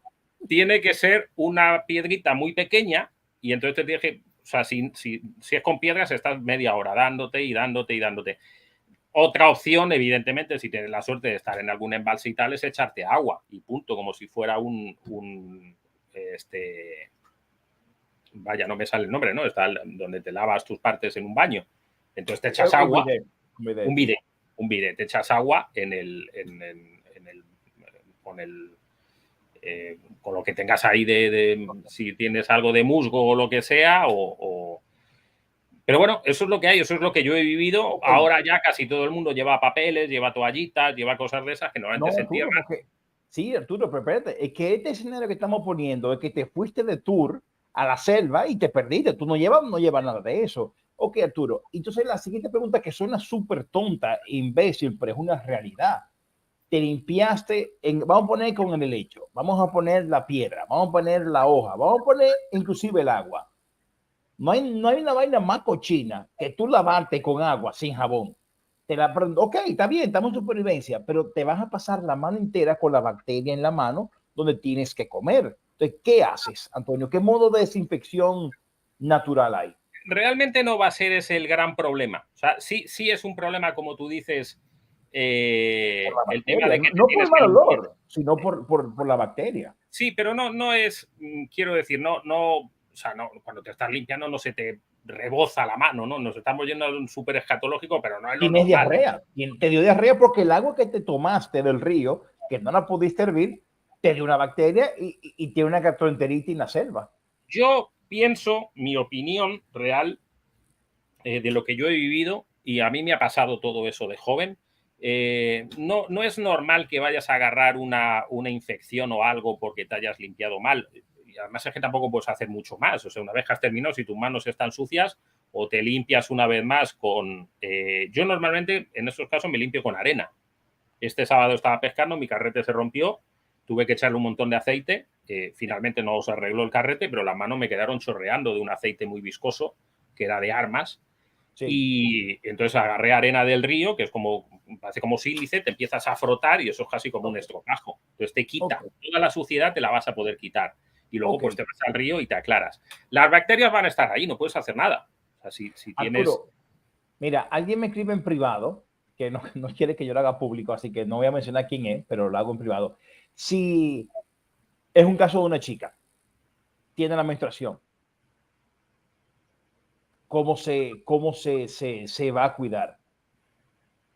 Sinceramente, te puedo decir que a la hora de limpiarse es lo mismo, pero me pillas, o sea, sé poco de ese tema. Te puedo decir, cuando han sido cursos míos, yo hay veces, pues he dado cursos hasta de una semana, y entonces han venido mujeres que han tenido la menstruación. Lo que pasa es que todas van preparadas con sus, aquí se llaman toallas. Entonces todas han ido con sus toallas. No sé hasta qué punto, supongo que más bien ellas sabrán, me figuro que tendrás que ponerte algo ahí que de alguna manera te atrape en la medida de lo posible los fluidos que van a salir y que luego te lo cambies. Pero es que no se puede hacer nada. Quiero decir, es que en la naturaleza no hay gel, en la naturaleza no hay alcohol, en la naturaleza no hay nada. Entonces, si tú no tienes elementos, es como lo del fuego de antes. O sea, es que quiero hacer fuego. Mira, pero es que no puedes. O sea, si no llevas un encendedor, no haces fuego. Entonces, es que eso es lo que me gusta de este, Arturo, la practicidad. Claro, es que quiero de alguna manera solventar que me sale fluido porque tengo la regla. Pues si no tienes algo, como no tengas una camiseta que te sobre y te la pongas ahí y luego la laves a mano en el río, como los pañales de los niños antes, pues no se puede hacer nada. Es decir, no hay nada. Es como cuando, por ejemplo, me decías antes, bueno, y si tienes una diarrea, mira, como tengas una diarrea en la montaña, la supervivencia terminó. Porque efectivamente, cuando yo tengo una diarrea y estoy 3 días en mi casa que ya al final no me puedo ni mover, no ya es el escozor que tengo ahí, es que no te puedes mover. Entonces, pues aquí siempre te dicen en Costa Rica, no sé qué, 4 palitos que te hierves en una raíz y tal. Bueno, aparte que eso por normas generales es muy limitado el uso que te va a dar. Además es que la posibilidad de que justo donde tú estés estén esos palitos, o sea, es como en España, ¿no? Yo que sé, a lo mejor te vas a Cáceres y te dicen, es que aquí hay una raíz de un árbol de no sé dónde. Claro, si tú la tienes en tu casa almacenada, pero si te da diarrea pescando en el embalse de Valmayor, no va a estar el puto palito para ti ahí. Entonces, si te dio diarrea y ya está. Y te vas por ahí y reza para que aquello no vaya más y puedas seguir caminando. Yo siempre digo en mis cursos que la norma es nunca ponerse enfermo. En el sentido enfermo de evitar todo tipo de lesiones. Una torcedura de pie, se acabó. Es decir, la torcedura de pie fuerte, 2-3 horas no vas a poder caminar. Un corte en la selva se te va a infectar. Y sí, alguien te dirá que busca no sé dónde y échate miel y haz no sé qué, pero la realidad es que se te va a infectar. Y el escenario que estamos, Arturo, tú no tienes miel. O sea, estamos en la cosa práctica. Quiero poner este pedazo de este video, Arturo, para que me lo expliques. Vamos allá. Déjame ver. Lo que pasa, tengo que volver a cargar, Arturo. Dame un segundo que lo vuelvo a poner. Pero es acerca de cómo tú haces, Arturo, cómo tú te ubicas en la hora del tiempo. De hecho, Arturo, voy a compartir. Ok. Sí, yo seguro vas a poner un vídeo ahí que hago con palitos y tal, ¿no? Aquí, Arturo, sí. Explícame esto. Ok, vale. Mira, te voy a contar un caso que va a ejemplificar esto muy bien. Eso lo único que está haciendo es simular con una cierta exactitud o inexactitud, como prefieras, el movimiento aparente que hace el Sol, ¿vale? Teóricamente el Sol sale por el este, se pone por el oeste, es decir, hace un arco, sale por abajo, llega hasta el mediodía, hasta la parte de arriba, luego vuelve a caer para el otro lado. No lo puedo explicar aquí por experiencia, pero si tú pones unos palitos, ellos pueden entrar ahí, ¿no? Tú pones un palito, la primera marca es el oeste y la segunda es el este, ¿de acuerdo? Esto funciona en la mañana, en la tarde, en el hemisferio norte y en el hemisferio sur. Obviamente, a medida que te desplazas muy a los polos, pues es mucho más inexacto, ¿de acuerdo? De hecho, este vídeo, cada vez que lo pruebo, que lo pongo, tengo 500.000 controversias, sobre todo con el sur, con Argentina, que me dicen los argentinos que allí no, y tal. Bueno, pues el Sol sale por el este y se pone por el oeste en todos los lados de la Tierra. ¿vale? Lo que pasa es que en Argentina al mediodía está para un lado y tal, pero eso también funciona en el sur, ¿vale? Ahora, si te vas ya muy al sur de Argentina, pues evidentemente ahí se vuelve muy inexacto. Pero funciona en todos lados, ¿no? Entonces, bueno, más allá de la controversia que tengo y que eso al final genera que se vuelva viral el vídeo, eso no es una especie de forma de, digamos, de reloj de arena. Si le ponen más palitos, se convierte en un reloj de arena. Es como orientarte con el reloj, con las anillitas del reloj que decían antes, que es lo mismo, sacar la bisectriz. Todo es igual, todo se basa en que el sol hace un arco desde el este al oeste, entonces va tirando una sombra recta, que es lo que la gente no entiende. O sea, siempre la sombra va a ser una especie de parábola, va a tirar una sombra en forma de parábola que se vuelve más exacto, más inexacto en los solsticios y en los equinoccios y todo este tema, ¿vale? Pero bueno, te da una cierta exactitud, a lo mejor da un error de máximo de quizá, no sé, 15 grados, 20 grados, 25 grados, es decir, igual no te lleva exacto si querías ir al sur, pero te lleva al medio sureste, oye, por lo menos no te lleva al norte, no acabas perdido completamente, ¿no? Mira, esta última vez que me contrataron un agente, un programa, normalmente no les gusta mucho que se diga ni para qué programa es, ¿no? Pero un programa muy conocido. Yo, cuando tú haces los programas estos de televisión, siempre te están diciendo, oye, ¿y cómo hacemos para hacer algo novedoso y tal? Y ellos siempre están buscando qué hacer en orientación, qué hacer novedoso en orientación, ¿no? Porque siempre está lo del musgo, que si el musgo crece en el norte, hacia el norte y en el sur hacia el sur, porque le da menos el sol y tal y no sé qué. Bueno, mira, la forma de orientarse siempre en selva, sobre todo, que es donde más te pierdes, es decir, en Toledo no te vas a perder, porque como aquello es un plano, pues es como Don Quijote, te lías a caminar y ala, para adelante. Pero en la selva, que es donde te pierdes, todo el mundo se orienta con el sol. Es decir, todos los vaqueanos, como llaman aquí, que son los que nosotros contratamos cuando vamos a zonas alejadas, pues ellos van con el sol.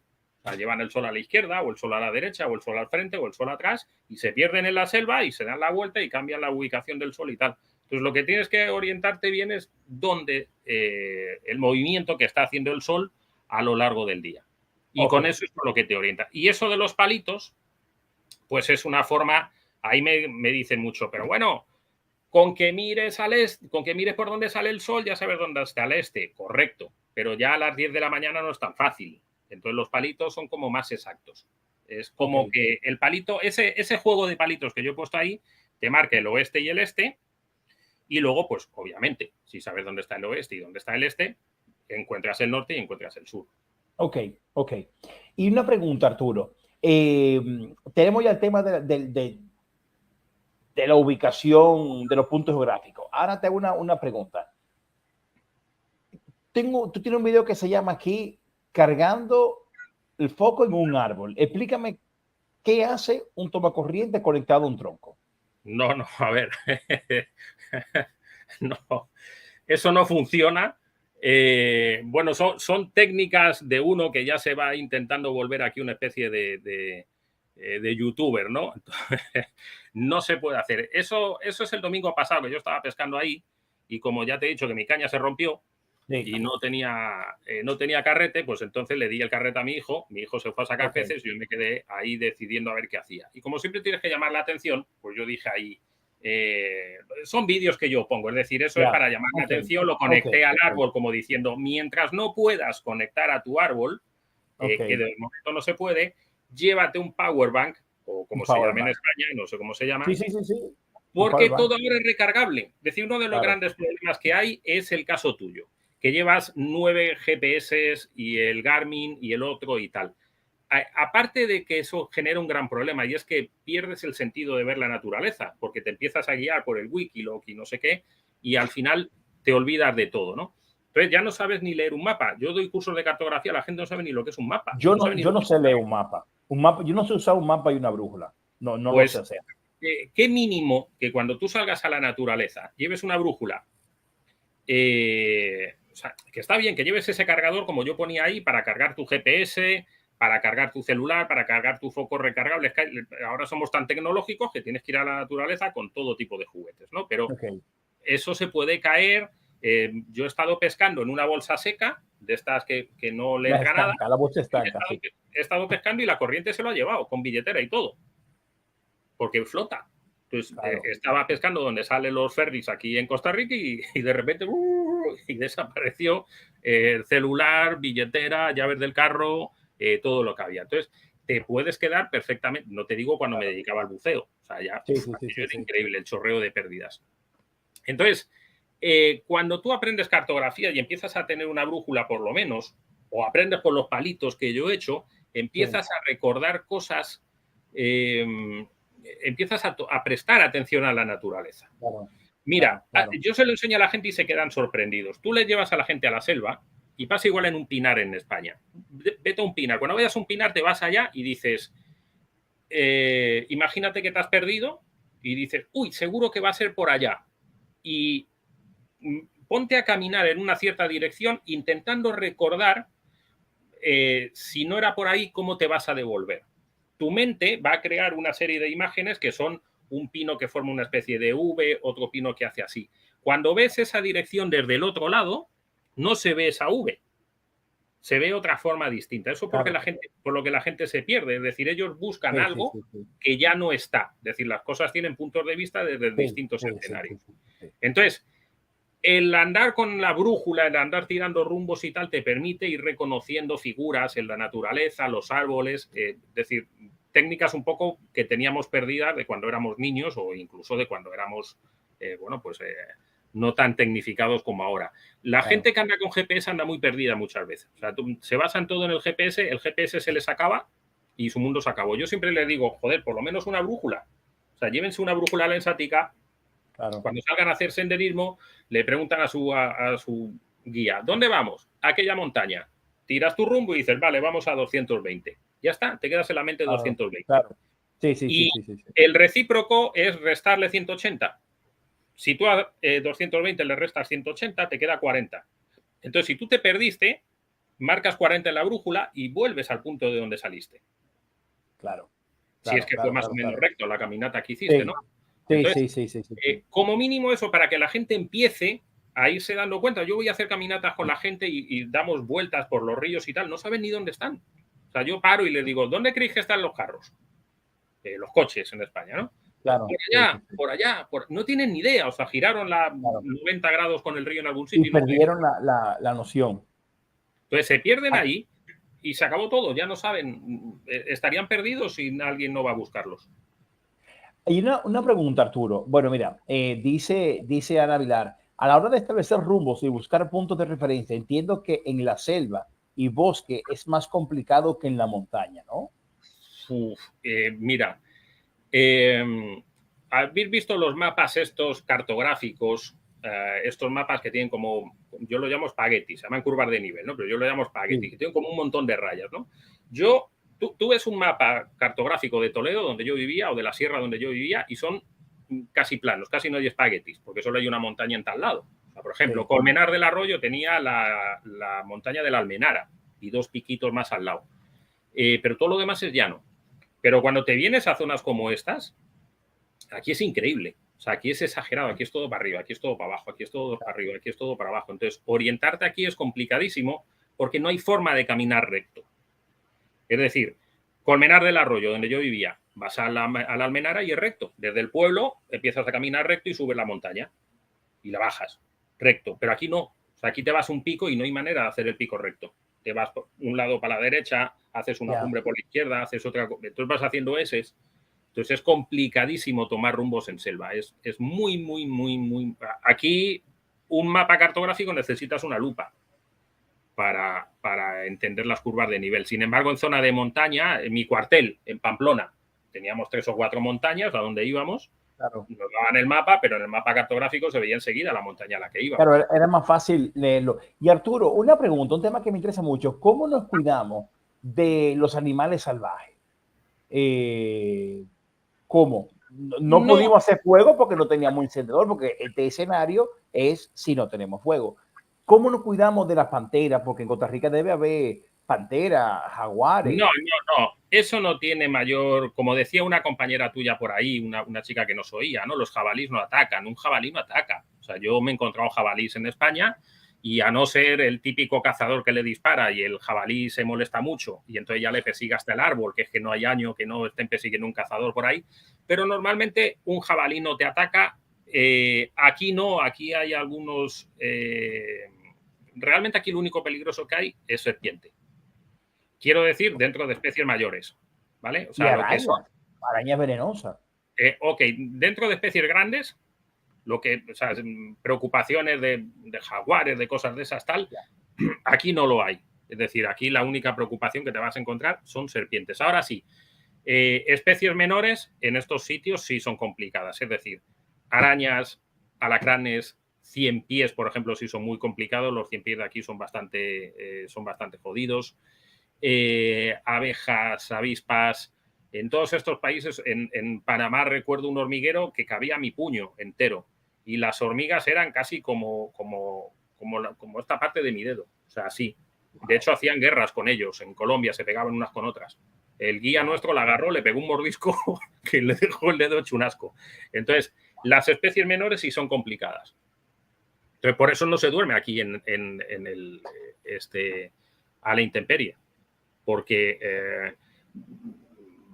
en zona de montaña en ocasiones hemos dormido y algunas arañotas grandes, que son como las tarántulas de España, te pasan por encima y te dejan como una roncha. Y a veces hay también unas como las procesionarias de España, que te dejan también una roncha y tal. Pero sobre todo la serpiente. O sea, el mayor problema es serpiente o que aquí hay unas hormigas que como te llegue el hormiguero, no es que se te coman vivo, no son las hormigas estas de África que te meten en el... como Indiana Jones, pero ostras, te duele un montón. Y abejas y avispas. Entonces, esos son los grandes problemas con los que te vas a encontrar aquí, no especies mayores. Especies ni siquiera, por ejemplo, aquí hay una sobrepoblación de cocodrilos increíble. El otro día mataron un crío. ¿Costa Rica? Sí, el otro día mataron parece ser que es cierto, porque siempre aparecen leyendas falsas.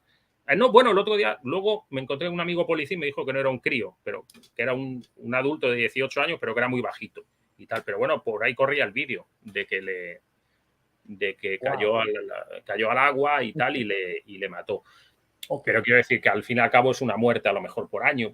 No tengo ni idea. O sea, realmente no es complicado, pero sí es complicado las serpientes. O sea, si duermes por la noche sí te va a venir a visitar una serpiente o te va a venir a visitar un ciempiés o te va a venir a visitar un alacrán, o te va a venir así arañas o hormigas, y esas sí son complicadas. Incluso hay, ya no te cuento, tema de mosquitos, por el tema del dengue, hay unos mosquitos que te pican y te hacen... Hay una herida que la llaman aquí la herida del biólogo, que es una mosca asquerosa que te pone unos huevitos, y el animal va creciendo ahí, no me acuerdo cómo le llaman, y luego lo sacan con unas pinzas. Sí.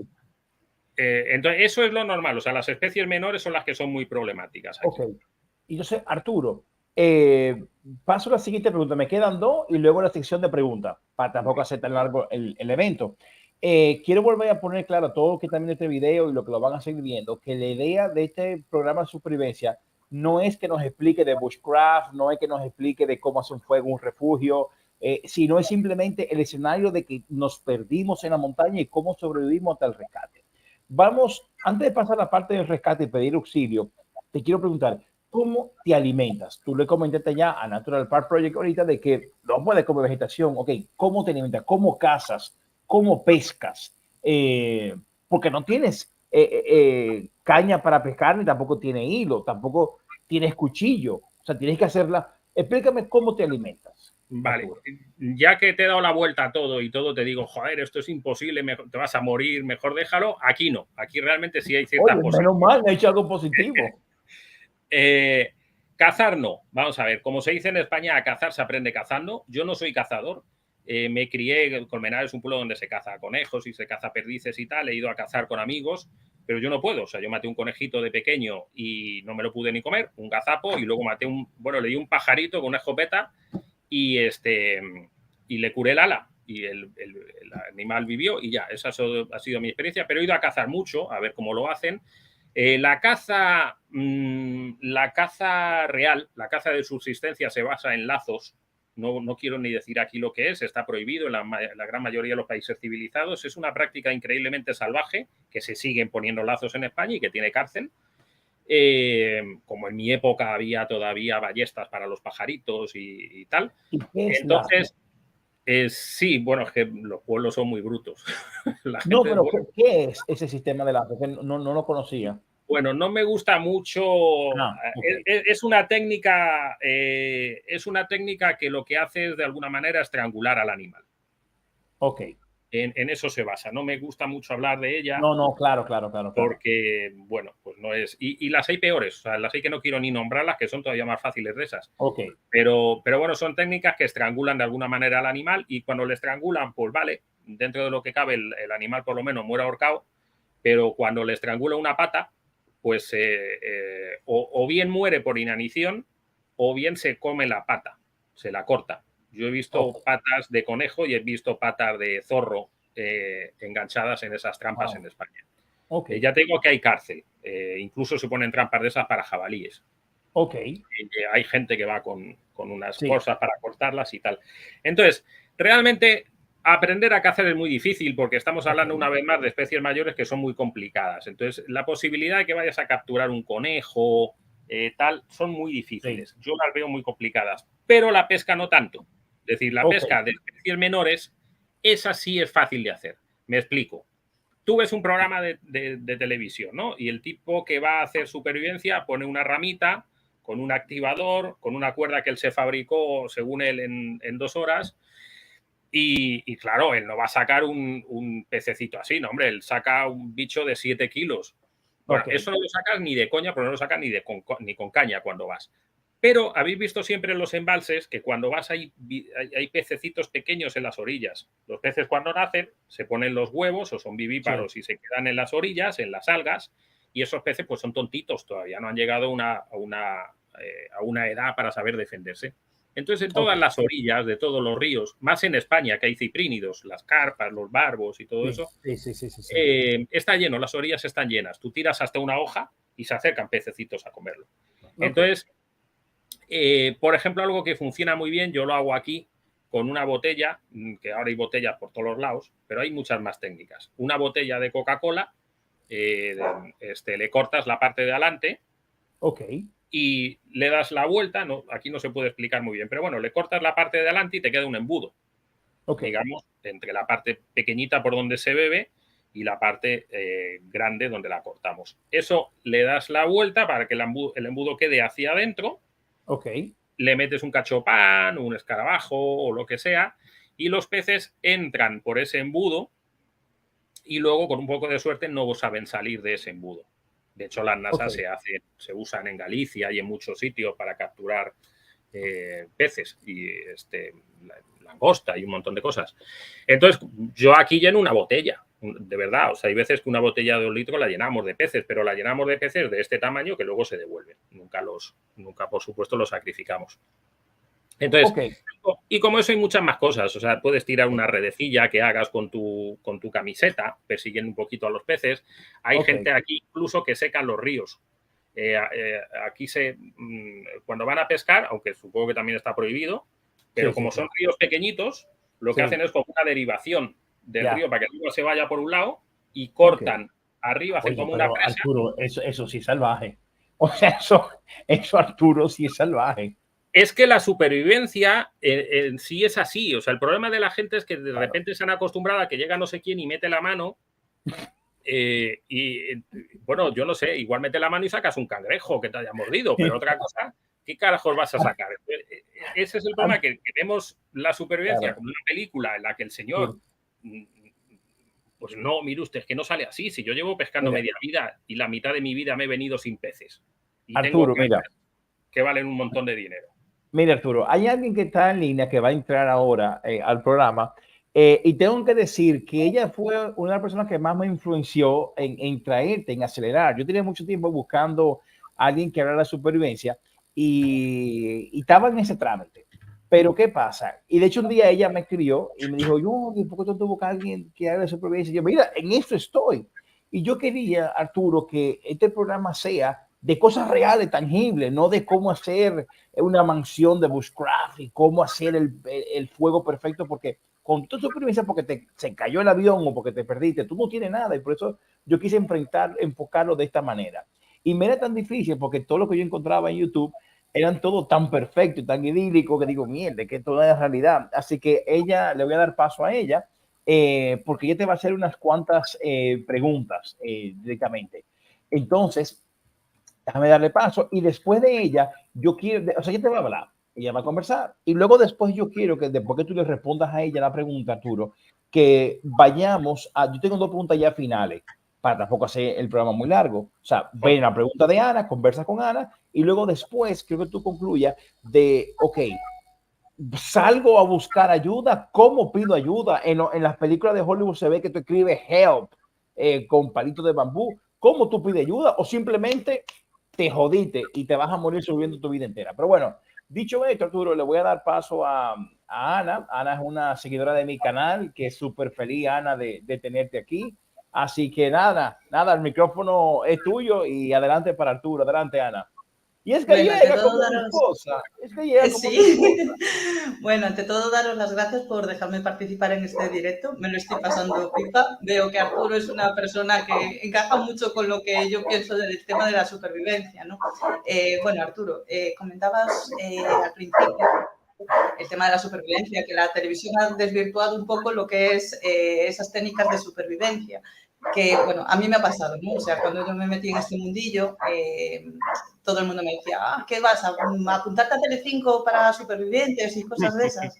Y yo lo veo más en plan de técnicas de supervivencia ante cómo afrontar una situación en una emergencia. O sea, la gente que hacemos senderismo y montaña, a veces yo me he encontrado con gente que no es consciente de los sitios a los donde va, y lo he comentado anteriormente. Gente que va, pues, según te preocupas del calzado, el tipo de ruta que vas a hacer, hay muchas cosas que la gente no le da importancia y son cosas básicas que te pueden salvar en un momento dado de emergencia. Y eso es lo que yo entiendo como técnicas de supervivencia, porque para el otro ya tenemos el bushcraft, el preparacionismo, etc, etc. Entonces, en base a lo que yo practico, que es senderismo y trekking, me interesaría un poco aprender ese tipo de técnicas de supervivencia, no por decir, voy a estar una semana en la montaña siendo Rambo, sino afrontar una situación de emergencia en un momento dado. Entonces, en ese sentido, ¿qué artefactos o accesorios crees que son necesarios, imprescindibles, a la hora de prepararte tu mochila para irte a una ruta de senderismo o en montaña, por ejemplo? Ok, Ana, bueno, encantado. Mira, vamos a hacer una cosa. Voy a decir algo que además de verdad me sale del corazón. Me encanta que me hayas hecho esa pregunta y ahí le dejamos a Jordi mal, porque va a ser la mejor pregunta de toda la entrevista. Fíjate, no importa, ella es una follower, mira, de mi canal de hace mucho tiempo, así que ella puede. Entonces ya está. Mira, yo me he pasado toda la entrevista intentando desmontar mitos de alguna manera, ¿no? Yo podría haberle vendido la moto a Jordi, pues sí, Jordi, no sé qué, te comes plantas, te haces no sé qué, te haces... Lo que yo le he contado es lo que yo creo la realidad. Es muy difícil sobrevivir, pero también es muy difícil que tú te encuentres en una situación de supervivencia real de película. Ahora, sí es muy fácil eso que tú me dices. Por ejemplo, que hemos estado hablando todo el programa, ¿no? Yo este domingo fui a pescar, como he dicho ya varias veces, ¿no? Fue un desastre. O sea, yo iba a ir el sábado, luego mi hijo tuve que llevarle al cole, total, que no lo tenía previsto, entonces yo me levanté el domingo, me monté en el coche y me fui. Y no fue gran cosa, o sea, fuimos con un 4x4 hasta un punto, pero vamos, que no fue un viaje peligroso ni nada. Pero de repente, cuando llegué allí, efectivamente me di cuenta y dije, ahí va. Aquí estamos ahora en época de lluvia, pero nada, no está lloviendo, hace un calor del carajo. Entonces, no tenía gorra, no tenía repelente para el sol, llegamos totalmente quemados, porque aquí el sol pega de película. No tenía unos zapatos decentes ni siquiera para cruzar el río, que el río ya estaba un poquito alto. No tenía agua, porque me compré una botella de Coca-Cola y la dejé en el coche. No tenía comida. No, Arturo, pero muy mal, para ser profe, no tenía nada. Normal. Ya te digo que Ronald, con el que iba, me decía... En casa del herrero, cuchillo de palo. Ronald decía, yo no sé cómo no te da vergüenza hacer vídeos. De hecho, oye, que tengo por aquí, no lo voy a enseñar, pero que tengo todo, buscando las cosas, ahí tengo la bolsa seca, allí tengo la riñonera, para que este domingo no me vuelva a pasar, que vuelva a salir. Entonces, yo te diría una cosa, mira, primero, si sales a la montaña, un botiquín. Es decir, qué mínimo que te sepas vendar en el caso de que tengas un esguince. Vas a tener que tener una venda elástica. Qué mínimo que vayas a tener para curarte una herida, que vayas a tener unas tiritas. Qué mínimo que vayas a tener, espero que tengas unos conocimientos de primeros auxilios. Nadie sale a la montaña sin conocimientos de primeros auxilios. Un corte en la montaña que yo no pueda parar, te mueres. Y es que la palabra muerte suena horrible, pero es que te mueres. O sea, en un minuto te mueres si tú no sabes que tienes que hacer presión y que tienes que llevar unas vendas o no te enseñaron torniquete o lo que sea. Ese botiquín tiene que tener cosas que tú sepas usar. O sea, no, vale, te han enseñado a usar torniquete, llévalo. Pero si no, ¿y para qué? Para que lo vean los amigos, para eso no llevo el torniquete. O sea, yo he visto gente que lleva para coserse. Pero ¿qué te vas a coser, ignorante de la vida? Oye, a lo mejor sabes coser, ¿no? Entonces, un botiquín con cosas que a ti te sirvan. Oye, si tienes que llevar gafas, tus lentes. Si tienes como mi hijo que tiene alergia, algo para la alergia, en caso, mi hijo casi se me muere haciendo una paella al otro lado del ferry, porque se comió una jaiba, un cangrejo. Un cangrejo y casi se me muere. Al otro lado no había donde carajos encontré una farmacia. Entonces, tienes que tener un botiquín, ¿vale?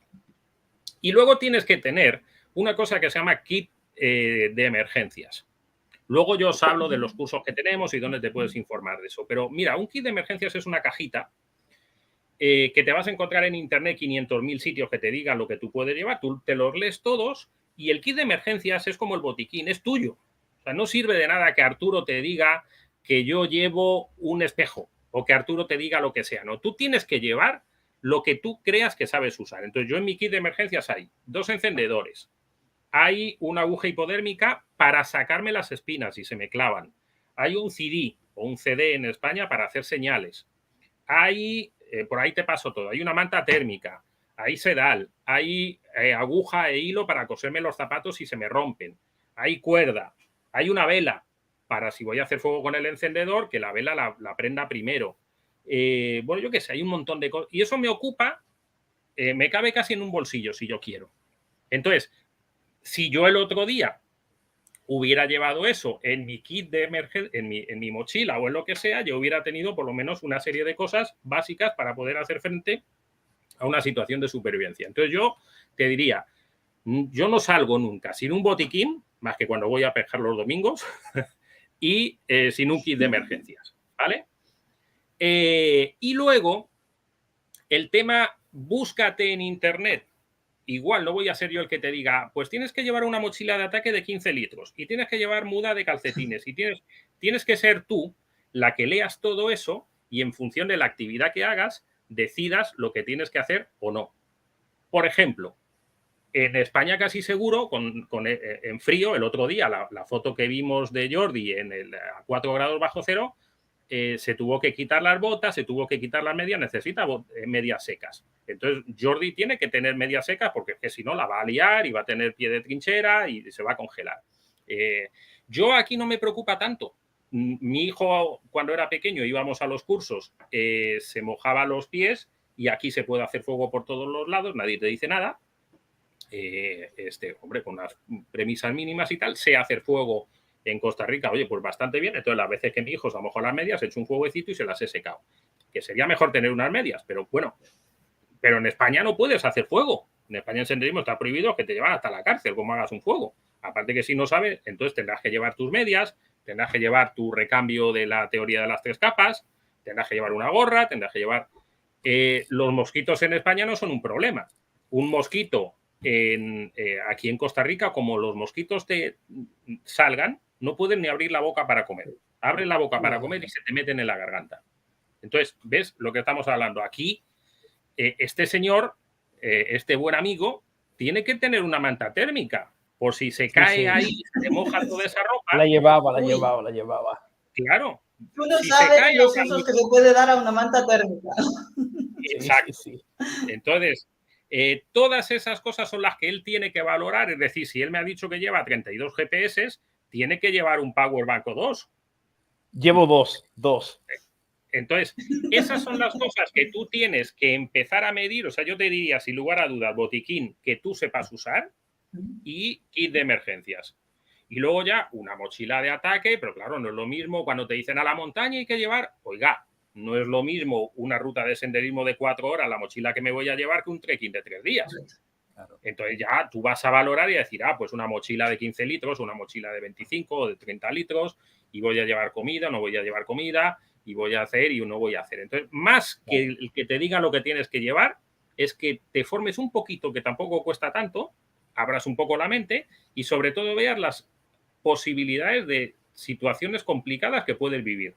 Es decir, ahí vemos el vídeo de... Eso es una situación complicada, lo que hemos visto de Jordi. O sea, Jordi se cae ahí en ese río si está bajo cero y se le moja toda la ropa y, oye, puede sufrir una hipotermia perfectamente.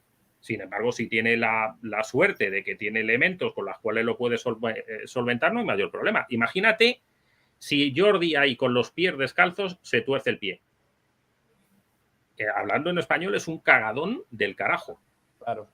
Pero un cagadón del carajo. Entonces, por un lado está, no me quito los zapatos. Pero claro, por otro, si me los quito, ¿qué hago? Luego voy con ellos mojados.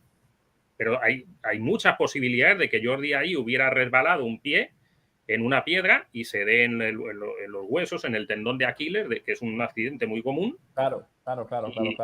Y te lesionas. Las botas están hechas para que te aprisionen los pies y no tengas lesiones en los puntos gordos. Él se quitó. No está mal, ni mal ni bien. En la supervivencia no hay cosas malas ni buenas, pero tienes más riesgo de correr peligro. Entonces tendrás que valorarlo antes y decir, oye, ¿me van a poder rescatar? ¿No me van a poder rescatar? ¿Qué ocurre? O sea, Arturo, que esa es la siguiente, o sea, para llegar al término ya de la entrevista es, Arturo, ¿cómo yo pido auxilio? ¿Como el típico help de la película de Hollywood en grande, como la película de Wilson cuando se quedó, o sea, en la isla? Pues, o sea, ¿cómo tú pides auxilio? ¿O te pues una vez más es complicado. Si vas a esperar un autorrescate, lo primero que tienes que hacer es, normalmente te vas a quedar en el sitio, si vas a buscar un rescate, no un autorrescate, te vas a quedar en el sitio y vas a marcar el punto donde estás, con piedras, con palos, con no sé qué, porque normalmente el refugio no lo vas a hacer en el mismo sitio donde te quedaste. Te vas a mover unos metros porque allí había una cuevecita, porque allí había algo, entonces marcas el punto allá para que no pasen de largo, porque muchas veces las búsquedas pasan de largo.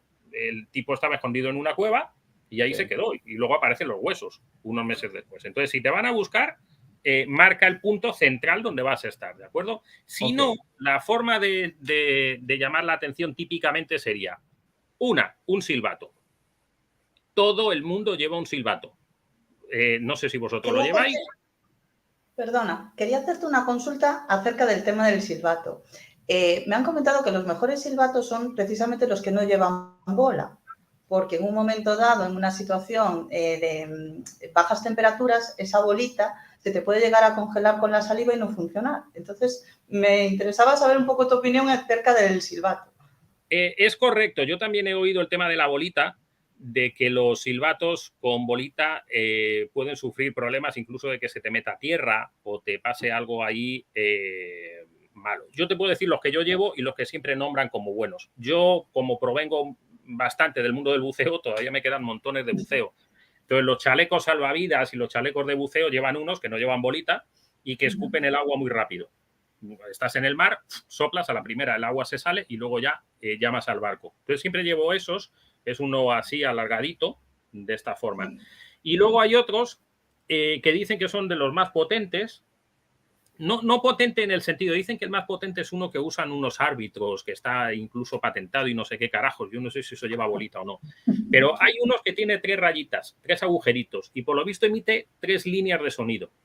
Lo puedes buscar por internet. Entonces, dicen que los que emiten 3 rayitas de sonido, pues los 3 sonidos se mueven más en la naturaleza. Y es posible. Pero vamos, yo ya te digo, el que uso es uno así delgadito, pero efectivamente sin bola. Y me gusta el del agua porque, bueno, pues le he usado muchos años en buceo y tú estás buceando cuando tienes que llamar al barco, soplas, aunque estés es que casi suena debajo del agua. Entonces, bueno, pues a mí me funciona bastante bien. Ese silbato, a ser posible, llévalo aquí. Llévalo colgado. Tener en cuenta una cosa. Si tú llevas tu botiquín en la mochila y perdiste la mochila, perdiste todo. Entonces, el kit de emergencias que yo te estoy diciendo que tienes que llevar debería ir contigo en una riñonera, en algún sitio. Esta gente que ahora se le ha puesto de moda que lo ponen por aquí delante. Yo es que eso me parece demasiado voluminoso. Pero el kit de emergencias tiene que ser el último elemento, el último bastión. Entonces, el kit de emergencias y un pequeño botiquín pequeñito, eso tiene que ir siempre contigo. Volvemos a tomar la foto de Jordi. Jordi se le cayó la mochila esa genial que tenía, llena de cosas, pues que por lo menos le quede el kit de emergencias con la manta térmica. Porque a lo mejor se quedó sin mochila o se cayó al agua, la mochila pesaba tanto que se la tuvo que quitar porque no podía salir y salió nada más que con la camiseta y con 4 cosas. Que salga con su botiquín pequeñito, aunque luego lleve un botiquín más grande en la mochila. Y que salga con su kit de emergencias con una pequeña linternita, aunque luego lleve un foco de película en su mochila de atrás. ¿Vale? Eso sería como ya lo último que te quedó antes de... en ese kit de emergencias, ¿meterías también lo que es la brújula y los mapas? No. No es que no te lo quiera decir aquí, es que es complicado todo, digamos, un poco el proceso que yo sigo, pero yo considero el kit de emergencias como lo que me va a salvar la vida. Entonces llevo un gel de estos como los de los ciclistas para poder comer. Llevo los 2 encendedores para hacer fuego y poder hervir el agua. Llevo un tetrabric, porque en el tetrabric se puede... Bueno, últimamente he cambiado el tetrabric por un filtro de agua para poder beber. Mi refugio sería la manta térmica y el fuego serían los 2 encendedores. Ya tengo los 4 elementos. Y luego el resto va destinado... Dime. Sí, hay en el tema de la manta térmica que te da la posibilidad tanto de aislarte de temperaturas extremas como de hacerte un refugio. A la hora de hacerte el refugio, tú comentabas que ahí en Costa Rica tenías muchas posibilidades para conseguir cuerdas. Pero aquí, por ejemplo, verías necesario llevar por lo menos cordino o hilo dental, que ya hemos hecho algo con hilo dental, el tema de refugio. Sin duda, o sea, la cuerda es uno de los 5 elementos que tienes que llevar. Uno sería elemento de corte, otro sería un recipiente, que yo en este caso llevo bolsas o llevo... Sí, pues en este caso llevo bolsas. Otro sería el elemento para taparme, que sería la manta térmica. Otro sería el elemento para hacer fuego, que serían los 2 encendedores. Y otro sería la cuerda. Yo últimamente he optado, pero casi más por los cursos, porque todo el mundo lo lleva, por meter una pulsera de supervivencia. No sé si las habéis visto, estas pulseritas que se ponen aquí y tienen una brujulita, que no vale para nada, pero tiene una brujulita, y tiene un silbato que sí vale para algo, y tiene a veces un pequeño ferrocerio que medio vale para algo y tal. Entonces, bueno, esa tiene unos 3 metros de paracord, que por dentro tiene otros 6 o 7 hilos más, con lo cual tienes 20 y tantos metros, haciendo un nudito de pescador. Y si no, pues como dices tú, cuerda de lo que quieras. Yo siempre llevo también, o sea, en mi kit de emergencias hay alambre, cuerda de pescar y cuerda normal.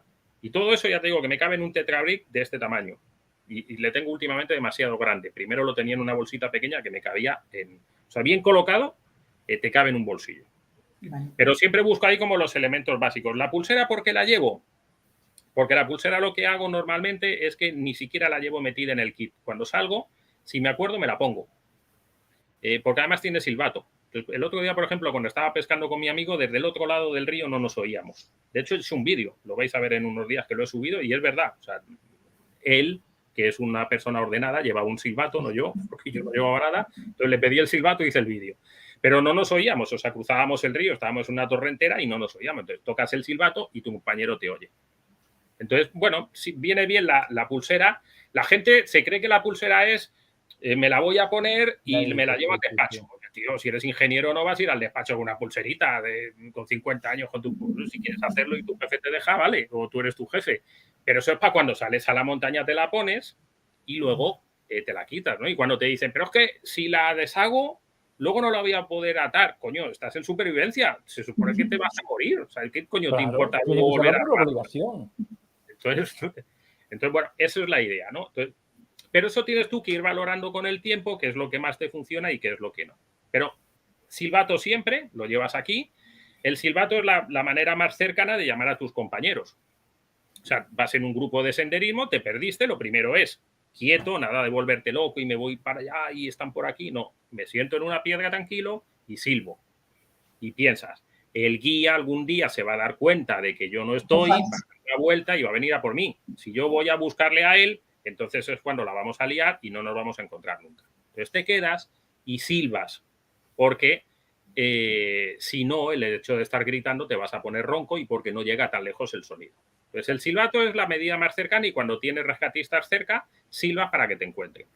La segunda manera de hacer sería posiblemente un espejo de señales. Se venden espejos de señales, que es como un cuadradito con un agujerito. Entonces lo pones mirando al sol, pones 2 dedos aquí, digamos, a donde tú quieres, pones en la distancia las personas que están caminando, el barco, el avión, lo que sea, y los metes entre tus 2 dedos, ¿vale? Aquí están las personas caminando. Y yo pongo aquí, delante de mí, el espejo y miro por el agujerito y el sol tiene que dar primero aquí arriba y luego aquí abajo. Yo voy a ver que el sol da en mi dedo arriba y da en mi dedo abajo. No sé si lo entendéis. Sí. Ok, si da en mi dedo arriba y da en mi dedo abajo, también está dando en el objeto que estaba en medio. Claro. Correcto. Vale. Claro, buen punto. Entonces, con eso yo voy a dirigir los rayos del sol continuamente hacia las personas que van caminando, hacia el avión, tal. ¿Se podría poner lo de help y tal?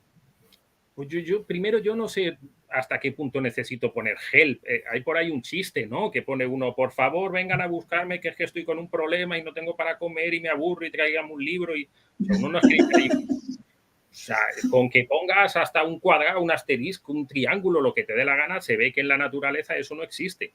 Entonces no hace falta poner ahí tantas cosas, ¿no?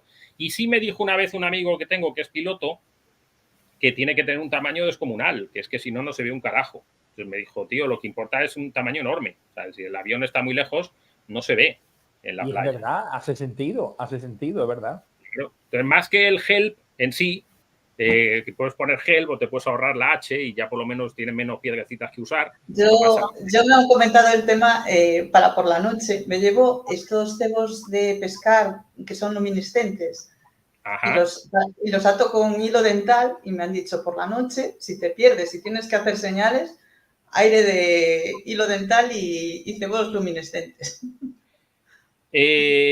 Sí, bueno, ahí dependiendo del escenario, de si de verdad hay una visita, ten en cuenta que para que eso se viera... Claro, tú tienes que tener ningún árbol, ni tronco, ni nada. Claro, claro. En una selva es dificilísimo. Por eso decía yo antes que tanto para buscar puntos de referencia a la hora de orientarte, claro, que no es lo mismo, o sea, yo he tenido prácticas de orientación porque soy malísima, pero considero que si sales a rutas, por lo menos mapa y brújula tienes que saber usar sí o sí. A ver si conseguimos que Jordi lo entienda. He hecho prácticas en bosque y he hecho prácticas en montaña y así como en montaña busco los puntos de referencia, calculo el rumbo y perfecto. En bosque me cuesta un montón porque no identifico puntos de referencia para poder situar en el mapa topográfico. Eso es lo que yo le comentaba antes a Jordi. Por eso a mí me sienta tan mal esto de los expertos, ¿no? Cuando yo voy a algún lado, llega el experto y luego llego yo y dicen, ¿pero el experto dónde está? ¿Viene detrás? No, se supone que soy yo. Realmente la selva, por ejemplo, es lo más, y en un bosque de pinos es lo más sencillo perderse, porque es todo igual. O sea, y además el problema es que no hay manera de caminar recto. Por eso la brújula ayuda tanto. O sea, si tú sabes que vas a ir con 200 de rumbo, pues ya está. Oye, me desorienté, saco brújula y vuelvo a tirar el rumbo de 200. Pero sin brújula, por eso que el mundo termina dando vueltas, porque es todo igual. Y como no puedes caminar recto, te encuentras una piedra, te encuentras un tocón, te encuentras no sé qué, entonces doblas para la derecha, doblas para la izquierda, cuando ya has doblado 3 veces, ya no sabes dónde carajos estás. Entonces, Arturo, ese es el gran problema. Arturo, y dame ya, esta última pregunta, y con esta ya despedimos el programa, pues nos quedan 7 minutos, pero bueno, con esto ya lo despedimos. Arturo, una pregunta. Digo, Ana, ¿tú tienes alguna otra pregunta para No. Ok. Arturo, yo hago una pregunta a todos mis invitados. Mira, bueno, Lorenzo Palau, que es un gran amigo y mi compañero de senderismo, dice, todo está muy bien, pero si salimos a hacer senderismo y tenemos que llevar botiquín, silbato, manta térmica, brújula, etcétera, al final tenemos que llevar un Sherpa que nos lleve la mochila, que es lo que comentaba mi amiga Laura, dice lo mismo, de que wow. No, mira, no me voy a levantar, aunque lo tengo en la sala. No, ahí doy fe, ¿eh? O sea, por eso le preguntaba yo antes el kit básico. O sea, yo llevo el silbato, la manta y la brújula y te puedo asegurar que seguramente lleves en tu mochila muchísimas más cosas que son totalmente innecesarias y que te pesan muchísimo más que eso. Sí, o sea, sí, la manta térmica, nada, no ocupa nada ni pesa nada. Esto es de lapiceros, ¿vale? Esto es un cacharro que tengo yo aquí de lapiceros, pero mi kit de emergencias es un pelín más grande que esto. Un poquito más grande que esto. Y aquí dentro hay, como os he dicho, no aquí, en mi kit de emergencias, ¿vale? Yo llevo aquí manta térmica, yo llevo aquí sedal, yo llevo aquí agujas, yo llevo aquí una cuchilla, llevo los focos, llevo los 2 encendedores, todo eso cabe aquí. Bien tiene que ser cuadrado. Para que funcionen bien tiene que ser cuadrado para meter las cosas pegadas unas a otras. Entonces, esto es lo que a mí me ocupa mi kit de emergencias. Y luego tengo un botiquín que es casi más pequeño que esto. Es verdad que luego tengo un botiquín grande que es una riñonera militar con un montón de compartimentos, que es la que llevo dentro de la mochila y la que a veces me pongo cuando voy a hacer senderismo encima por si alguna persona tiene un accidente. Pero el botiquín que yo le digo a Ana que lleve y el kit de emergencia son estos 2 aparatos. Esto no es nada. O sea, esto es menos que una botella de 1 litro de estas de agua que llevan ahora para que el agua esté fresca, que pesan un montón esos cacharros. Nada más. Entonces, no, realmente no es tanto el peso ni es tanto el volumen. De hecho, como decía Ana, creo que lo ha dicho ahora, llevamos la mochila, todos los que salimos a la montaña, llevamos la mochila hasta arriba de idioteces, porque además, una mochila nunca puede ir vacía. Yo tenía una mochila de 15 litros antes y era más feliz con ella. Me han patrocinado otra bien bonita, pero que cabe el doble y ya está llena. Yo no sé. Pero eso le pasa a las mujeres con los bolsos. Cuanto más grande es el bolso, más lleno lo lleva. Exacto. Es verdad. Mira, entonces, Arturo. Dime. Mira. Digo, perdón, tú ibas a decir algo más del tema. No, eso, que realmente cuando lo piensas y cuando lo ves, luego, si queréis, por ahí está mi teléfono, No os digo en Instagram que os voy a atender porque es que me vuelven loco a veces con las... Hoy han sido como 900 mensajes y no puedo contestar todos, pero tenéis... Esto tuyo, Arturo, el que te quiere comunicar contigo, o sea, tengo eso, ¿quiere que le dé algún otro número, algún otro contacto? Puedes meter el teléfono mío ahí, de verdad, o sea, sin ningún problema, lo que me queráis. Dame el número. 506 es el código de Costa Rica, o sea, tenéis que meter más 506 sí. Y luego 70, 71 ¿sí? 20, 25. Ok. Entonces, déjame ver si lo tengo bien. Es decir, sería así. Correcto. Ok, este es tu WhatsApp. Ese es mi WhatsApp. Ok, perfecto. Arturo, vamos al tema. Nos quedan 3 minutos. Quiero terminar en 2 horas. Y mi amigo Lorenzo, que sabe que no está viendo ahora, ya sabe lo que te voy a enseñar. Arturo, tú alguna vez, y tú una pregunta que le hago a todos mis invitados, y te puedo decir que no hay uno que después de ya mucho preguntarle me diga, bueno, vale, sí, mira, ¿has tenido alguna experiencia paranormal en la montaña? Fantasmas, apariciones. Ok, no me responda, porque tu primer instinto va a ser decirme que no. Déjame enseñarte. Y después que yo hable, entonces tú me vas a decir. Porque como mis invitados me dicen que sí. Mira, Arturo, aquí en Barcelona, en Cataluña, está el Montseny, que es una montaña muy virgen. Y a mí me encanta. ¿Tú te acuerdas hace mucho una película que se llamaba The Blair Witch Project? De una bruja. Sí, no la vi, aquella que decían que si era verdad y tal. Sí, le crearon una leyenda. Sí, bueno, pues yo me fui con mi amigo Lorenzo, que es el que comentó del Sherpa, y nos fuimos a esa ruta. Fíjate qué salvaje era la ruta. Este es mi amigo Lorenzo, este es Lorenzo, que habló ahorita, mi amigo Antonio y yo. Yo siempre con mi dispositivo vía satélite. O sea, a mí lo que me pasa, siempre estoy conectado. Pero bueno, no es el caso. El punto es que empezamos a caminar por este bosque. Se nos hizo de noche. Y de buena primera, Arturo, ya era oscuro, por un sitio súper virgen. Y yo siento escalofrío, yo siento incomodidad, angustia. Yo, coño, qué mal me siento. Pero bueno, nada.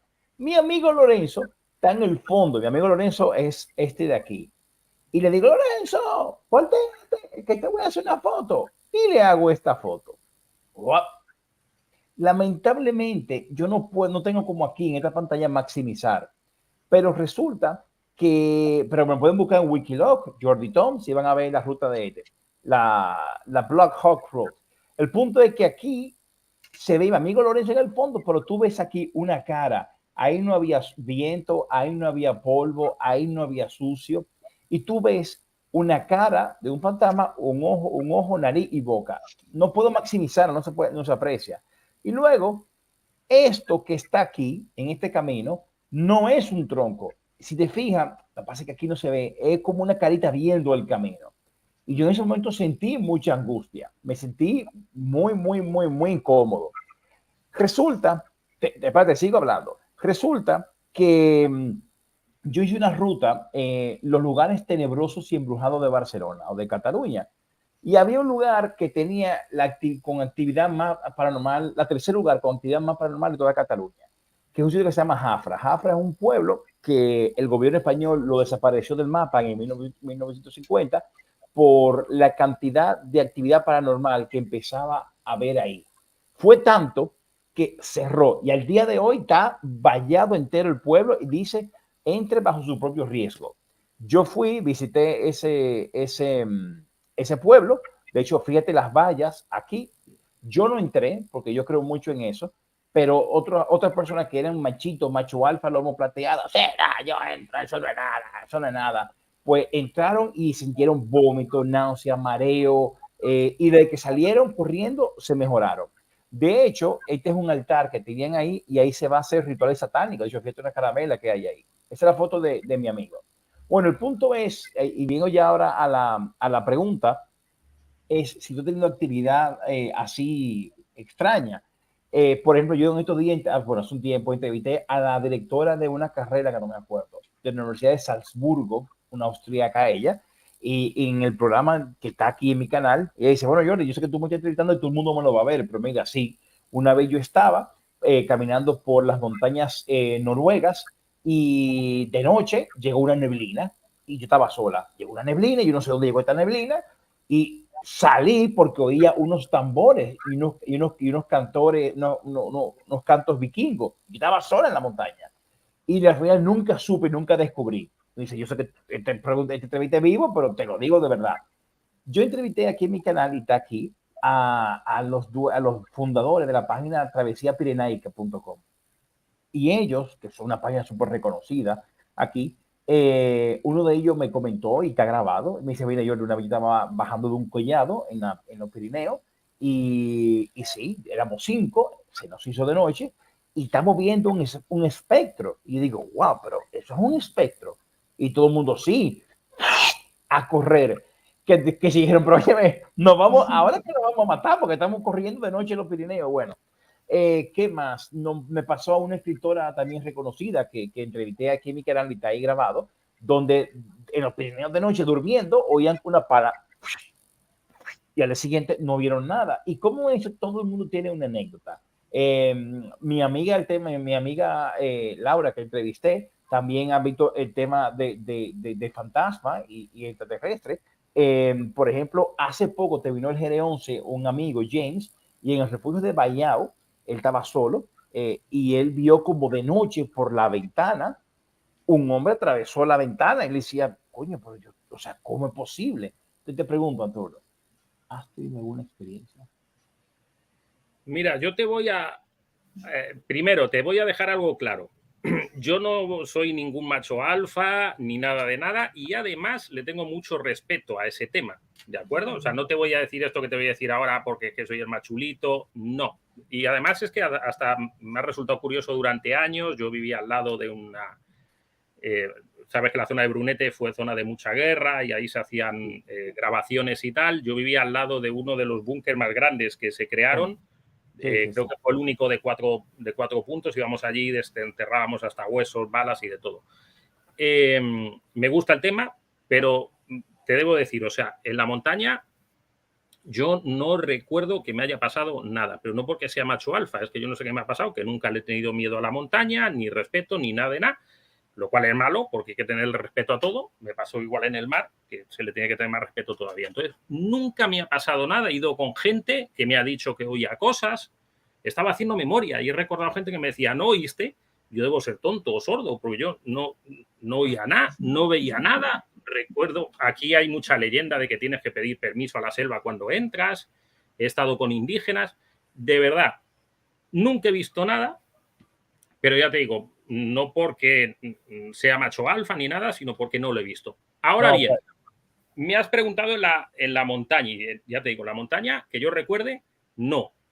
Pero sí tuve una cosa que yo con los años ya no sé en qué ha quedado, porque el problema es que cuando tú tienes un recuerdo, el recuerdo cambia y tal. Entonces yo tengo un recuerdo a los 16 años, yo subía con la moto, con un ciclomotor que tenía entonces, y entonces yo vivía en un chalet de 2 alturas y mi madre estaba arriba esperándome.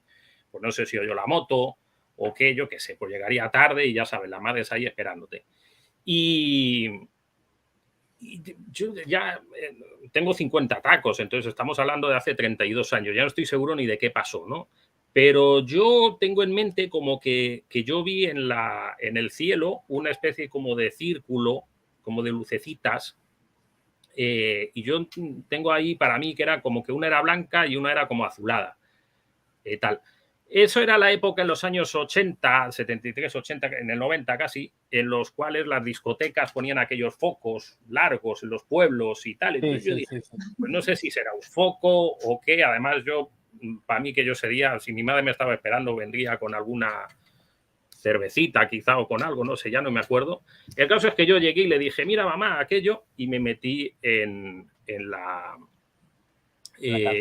cama. Y mi madre siempre dice que eso era un ovni y que ella luego se quedó allí, que le dio miedo. Curiosamente, estaban encima, yo vivía en Colmenar del Arroyo y enfrente de Colmenar del Arroyo hay un pueblo que se llama Fresnedillas y en Fresnedillas estaba la base de la NASA, una de la que ahora está en Robledo de Chabela, entonces estaba en Fresnedillas, creo que ahora han puesto un museo allí. Entonces ahí estaban las antenas de seguimiento y tal. Dicen que por ahí siguieron cuando aterrizó la luna, eran de apoyo y tal. Y ya te digo, ahora creo que se la llevaron las grandes a Robledo. Entonces yo también dije, coño, pues igual es algo que estos tíos de las antenitas están ahí. Yo qué sé, yo ni lo pensé. Nada. Pero yo tengo ahí en la mente como que daban vueltas unas lucecitas. Mira, Arturo, de eso tendremos otro live con mi amiga Laura La Montaña, que sabe mucho de eso. Mira, ahora que comentas eso,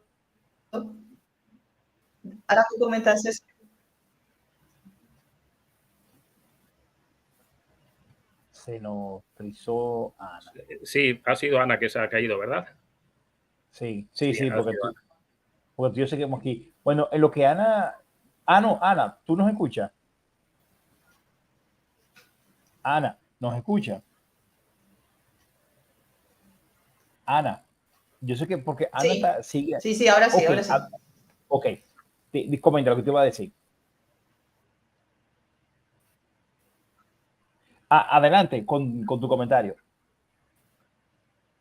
No, sigue estando lenta, Jordi. Sí. Bueno, Ana, avísanos cuando nos escuche. Arturo, para... No. Ana, ¿tú me escuchas o no? No, se frizó. Ok. Ahora sí, ahora sí. Ok, adelante, pues con tu comentario.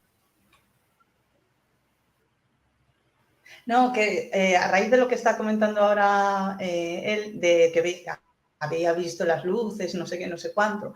Yo, otra de mis pasiones, aparte del senderismo, es la astronomía. Entonces, ahora hago alguna observación astronómica y tal, y nos comentaban en el tema de eso, de que mucha gente ve las cosas en el cielo y enseguida piensa que son ovnis y tal, y muchas veces es pues o satélites o luces que se proyectan desde abajo y tal, y que muchas veces es eso, o sea, la sensación que tuviste tú de las lucecitas y demás, que efectivamente, mientras que no identificas identificas lo que son, para ti son ovnis. Entonces, bueno, yo el tema de, como dicen aquí en Galicia, a ver las ailas. Entonces, todos mis respetos sobre ese tema, pero yo cuanto más alejado, mejor. Bueno, pues viene otra vez con la hora de eso. Arturo, nada, terminamos esto. Solamente dame un número ya para despedir el programa. Y que no quiero dejar que no le responda a Laura, que me dice, ¿y el factor peso? Personalmente hago senderismo, no hago recorrido. Y el peso es algo fundamental para quienes lo practicamos. Dime un número, tu peso ideal, para que le responda ella. Tu peso ideal en una mochila, en libra o en kilos. No me atrevo a dártelo. Es que depende mucho de lo que hagas. Okay. Depende. Te puedo decir que cuando yo hago senderismo, lo que busco es una mochila de ataque, no más de 10 litros. Ok. Intento el mínimo. O sea, cuando hago senderismo es el mínimo y normalmente cuando hago 2-3 días, una mochila de 30 kilos, de 30 litros máximo. Ok. Perfecto. Pues nada, Arturo, te doy las gracias por participar, gracias por la oportunidad. De verdad que de todos los instructores que vi, tú eres el que más me encantó por tu practicidad y tu forma de hablar. De verdad, me encanta. Porque no es verdad que vamos a sacar pesa y a cazar jabalí en la montaña en supervivencia. Ana, te doy las gracias públicamente a ti por ser una de mis fieles followers de hace mucho tiempo. Gracias, Ana, por estar en todos los lives que hago.